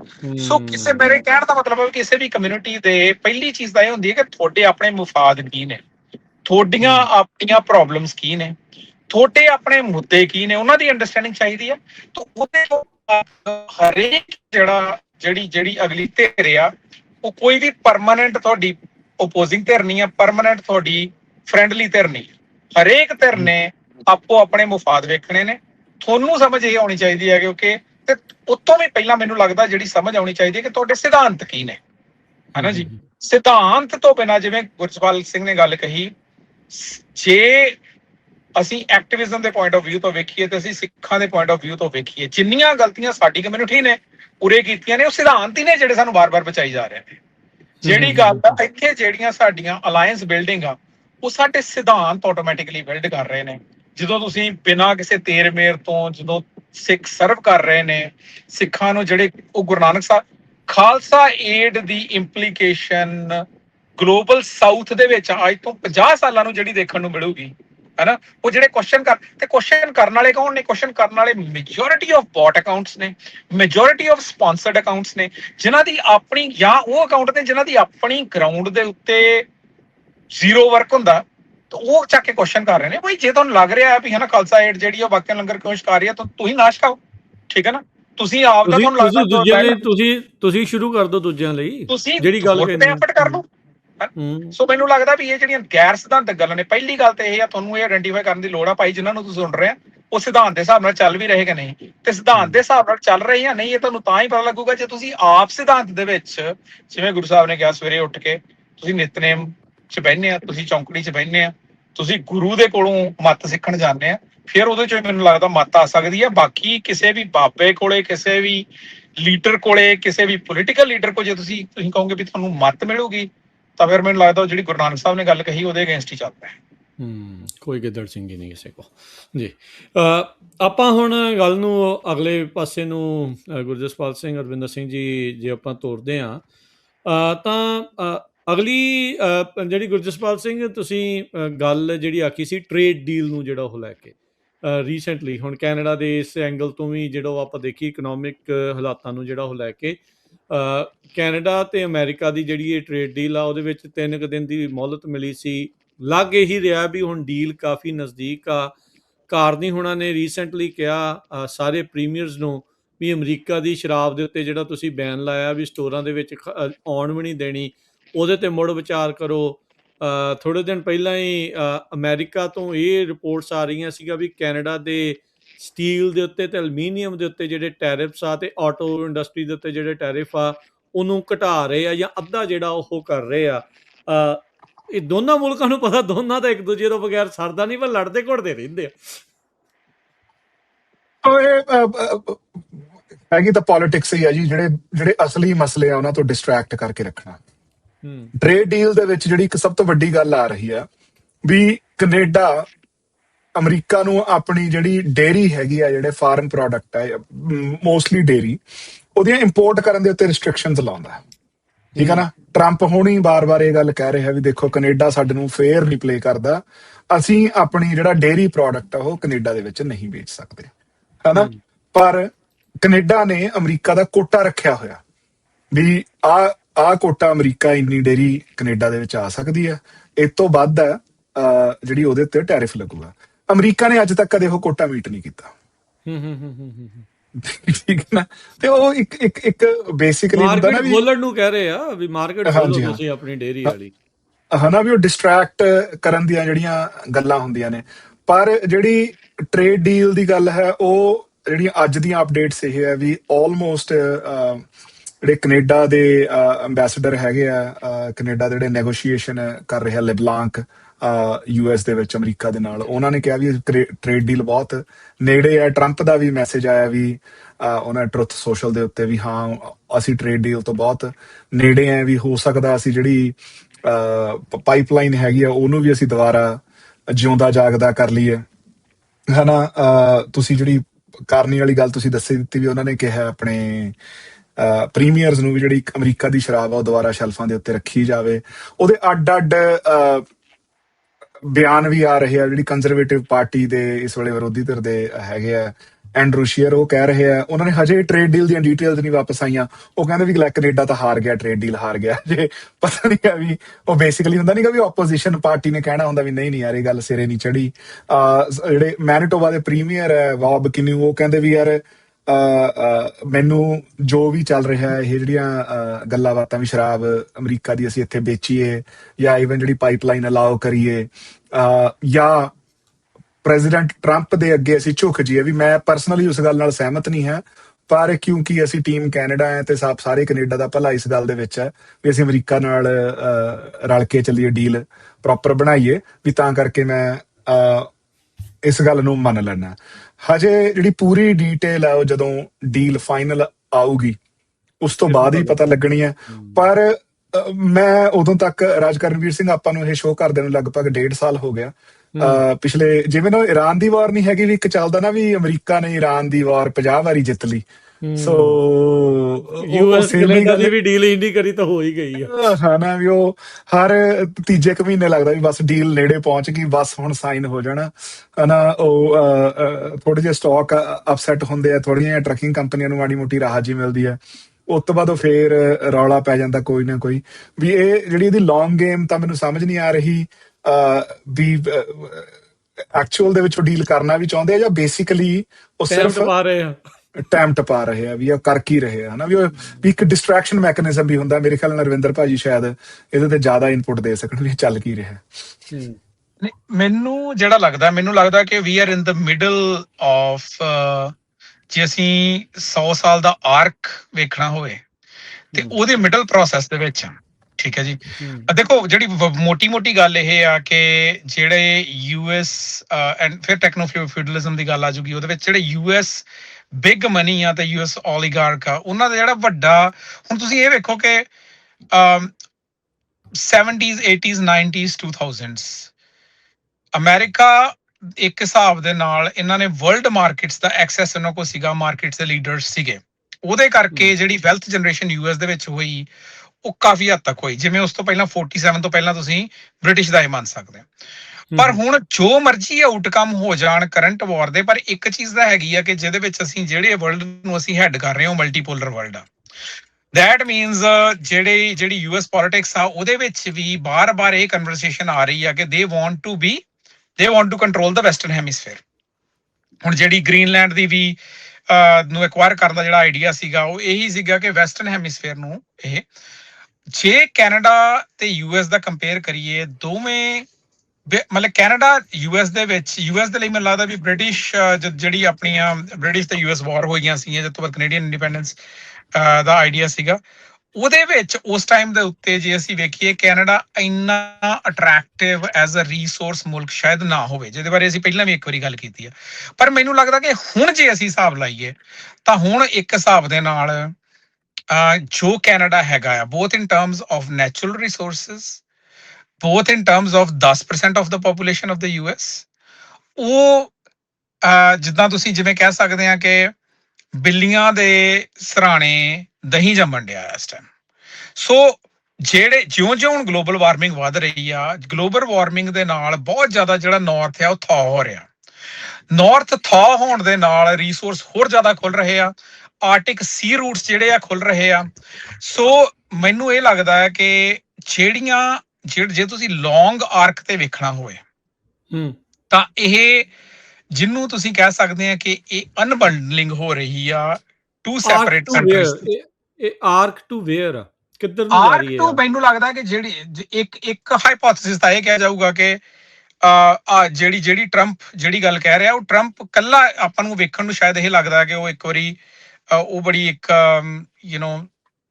crazy talk around consolidation of the two countries, ਪਰ ਮੈਨੂੰ ਲੱਗਦਾ ਹੈ ਕਿਤੇ ਨਾ ਕਿਤੇ ਜਿਹੜੀਆਂ ਵੱਡੀਆਂ ਅਮਰੀਕਨ ਕਾਰਪੋਰੇਸ਼ਨਸ ਆ ਉਹਨਾਂ ਦੀ ਇਹ ਵਾਂਟ ਹੈਗੀ ਆ, ਕਿਉਂਕਿ ਨਾਰਥ ਪੂਰਾ ਰਿਸੋਰਸ ਰਿਚ ਆ, ਨਾਰਥ ਪੂਰਾ ਥਾ ਹੋ ਰਿਹਾ, ਨਾਰਥ ਦੀਆਂ ਵਿੱਚ ਪ੍ਰੋਡਕਸ਼ਨ ਵੱਧ ਰਹੀ ਆ, ਨਾਰਥ ਦੇ ਵਿੱਚ ਪੋਪੂਲੇਸ਼ਨ 10% ਆ, ਠੀਕ ਹੈ ਜੀ, ਐਂਡ ਪ੍ਰੀਡੋਮੀਨੈਂਟਲੀ ਜਿਹੜੀ ਹੈਗੀ ਆ ਹਾਲੇ ਵੀ ਉਹ ਵਾਈਟ ਪੋਪੂਲੇਸ਼ਨ ਆ। ਸੋ ਇਸ ਕਰਕੇ ਜਿਹੜੀ ਸਾਊਥ ਤੋਂ ਨਾਰਥ ਦੇ ਵਿੱਚ ਵਾਈਟ ਨੈਸ਼ਨਲਿਜ਼ਮ ਐਕਸਪੋਰਟ ਕੀਤੀ ਜਾ ਰਹੀ ਹੈ, ਜਿਹਦਾ ਪਹਿਲਾ ਜਿਹੜਾ ਪੜਾਅ ਜਿਹੜਾ ਤੁਸੀਂ ਅਲਬਰਟਾ ਦੇ ਵਿੱਚ ਤੁਸੀਂ ਵੇਖਣ ਨੂੰ ਮਿਲ ਰਿਹਾ ਹੈ ਨਾ। ਸੋ ਇਹ ਹੌਲੀ ਹੌਲੀ ਜਿਹੜੀ ਅਨਬੰਡਲਿੰਗ ਆ ਹੋ ਰਹੀ ਆ, ਐਂਡ ਇਹ ਤੁਸੀਂ ਸਿਰਫ ਇਸ ਰੀਅਲਮ 'ਚ ਨਹੀਂ ਦੇਖ ਰਹੇ ਹੈ ਨਾ, ਇਹ ਤੁਸੀਂ ਟੈਕਨੀਕਲ ਰੀਅਲਮ 'ਚ ਵੀ ਦੇਖ ਰਹੇ ਆ, ਕਿਉਂਕਿ ਟੈਕਨੀਕਲ ਰੀਅਲਮ ਦੇ ਵਿੱਚ ਵੀ ਤੁਸੀਂ ਇਹ ਵੇਖੋ ਉਹ ਟੈਕਨੋਲੋਜੀ ਨਾ ਸਿਰਫ ਜਿੰਨੀਆਂ ਵੀ ਇੱਥੇ ਦੀਆਂ ਗਵਰਨਮੈਂਟ ਆਰਗੇਨਾਈਜੇਸ਼ਨਸ ਨੇ ਉਹ ਸਾਰੀਆਂ ਦੀਆਂ ਸਾਰੀਆਂ ਜਿਹੜੀਆਂ ਨੇ ਉਹ ਜਾਂ ਗੂਗਲ ਦੇ ਪ੍ਰੋਡਕਟਸ ਯੂਜ਼ ਕਰ ਰਹੀਆਂ ਨੇ ਜਾਂ ਮਾਈਕਰੋਸਾਫਟ ਦੇ ਪ੍ਰੋਡਕਟ ਯੂਜ਼ ਕਰ ਰਹੀਆਂ ਨੇ, ਐਂਡ ਇੰਨੀ ਕੇਓਸ ਦੇ ਬਾਵਜੂਦ ਵੀ ਜੇ ਕਹੀਏ ਕਿ ਇੱਥੇ ਇਦਾਂ ਦੀਆਂ ਇੰਡਸਟਰੀਜ਼ ਅਨਾਉਂਸ ਹੋਈਆਂ ਕਿ ਜਿਨ੍ਹਾਂ ਨੇ ਉਹ ਬਿਲਕੁਲ ਇੰਡੀਪੈਂਡੈਂਟ ਪ੍ਰੋਵੀਜ਼ਨ ਦੇਣੀ ਹੈ, ਉਦਾਂ ਦਾ ਕੁਝ ਵੀ ਨਹੀਂ ਹੋਇਆ। ਠੀਕ ਹੈ ਜੀ। ਜੀਵਨ ਜਿਹੜੀ ਪੈਟਰੋਲੀਅਮ ਆ, ਉਹ ਇੱਥੇ ਜਿਹੜੇ ਆਇਲ ਫੀਲਡਸ ਆ ਉਹਨਾਂ ਦੀ ਰਿਫਾਈਨਮੈਂਟ ਇੱਥੇ ਨਹੀਂ ਹੋ ਰਹੀ, ਲੋਕਲ ਨਹੀਂ ਹੋ ਰਹੀ। ਸੋ ਮੈਨੂੰ ਲੱਗਦਾ ਹੈ ਕਿ ਇਹ ਲੌਂਗ ਆਰਕ ਜਿਹੜੀ ਆ ਟੁਵਰਡਸ ਕੰਸੋਲੀਡੇਸ਼ਨ। ਪਰ other side of this is ਕਿ ਜਿਹੜਾ ਕੈਨੇਡੀਅਨ ਕਰੈਕਟਰ ਆ ਤੇ ਜਿਹੜਾ ਕੈਨੇਡੀਅਨ ਜੀਵਨ ਸ਼ੈਲੀ ਆ, ਉਹ ਅਮਰੀਕਨ ਜੀਵਨ ਸ਼ੈਲੀ ਨੂੰ ਕਾਫੀ ਹੱਦ ਤੱਕ ਅਲੱਗ ਆ। ਇੱਥੇ both in terms of health care, ਇੱਥੇ ਪਬਲਿਕ ਹੈਲਥ ਕੇਅਰ ਸਿਸਟਮ ਆ, ਇੱਥੇ somewhat social health care systems ਹੈਗੇ ਨੇ। ਇੱਥੇ ਜੇ ਕਿਸੇ ਨੂੰ ਮਤਲਬ ਜੇ ਕੋਈ ਖਾਸ ਕਰਕੇ BC ਦੇ ਵਿੱਚ ਜਿੱਦਾਂ somebody ਜੇ ਕਿਸੇ ਜਵਾਕ ਹੋਣ ਵਾਲਾ ਹੁੰਦਾ ਹਨਾ, ਤਾਂ ਉਹਦੇ ਜਿਹੜੇ ਵਰਕ ਸੇਫ BC ਆ ਲਗਭਗ ਉਹਨੂੰ ਖਾਸੀ ਲੰਬੀ, ਲਗਭਗ ਸਾਲ ਦੇ ਆਸ-ਪਾਸ ਪਹੁੰਚ ਜਾਂਦੀ ਜਿਹੜੀ ਉਹਨੂੰ ਅਵੇਲੇਬਲ ਹੁੰਦੀ ਆ। ਸੋ ਕਈ ਸਿਸਟਮਸ ਤੋਂ ਜਿਹੜਾ ਤੌਰ ਤਰੀਕਾ, ਰਹਿਣ ਦਾ ਤਰੀਕਾ, ਉਹ ਕਾਫੀ ਹੱਦ ਤੱਕ ਡਿਫਰੈਂਟ ਆ। ਪਰ ਮੈਨੂੰ ਲੱਗਦਾ ਕਿ ਫਿਰ ਇਕਨੋਮਿਕ ਪੁਆਇੰਟ ਆਫ ਵਿਊ ਤੋਂ that is where it is heading, or at least being attempted to head there। ਵੀ ਉਧਰ ਨੂੰ ਜਿਹੜੀ ਕੋਸ਼ਿਸ਼ ਜਿਹੜੀ ਉਹ ਹੈਗੀ ਆ, ਉਹ ਇਹ ਹੁਣ ਦੇਖਣ ਵਾਲੀ ਗੱਲ ਰਹੂਗੀ ਵੀ ਕਿਹੜੇ ਪਾਸੇ ਵੱਲ ਨੂੰ ਗੱਲ ਜਿਹੜੀ ਹੋ ਜਾਂਦੀ ਆ। ਅਰਵਿੰਦਰ ਸਿੰਘ ਜੀ, ਬਹੁਤ ਬਹੁਤ ਧੰਨਵਾਦ ਅੱਜ ਦੇ ਪ੍ਰੋਗਰਾਮ ਦੇ ਲਈ, ਅੱਜ ਦੀ ਗੱਲਬਾਤ ਦੇ ਲਈ। ਅਗਲੀ ਵਾਰ ਫਿਰ ਮਿਲਾਂਗੇ ਇਸੇ ਪ੍ਰੋਗਰਾਮ ਦੇ ਵਿੱਚ। ਬਹੁਤ ਧੰਨਵਾਦ, ਮਿਲਦੇ ਅਗਲੀ ਵਾਰੀ। ਸਤਿ ਸ਼੍ਰੀ ਅਕਾਲ ਜੀ।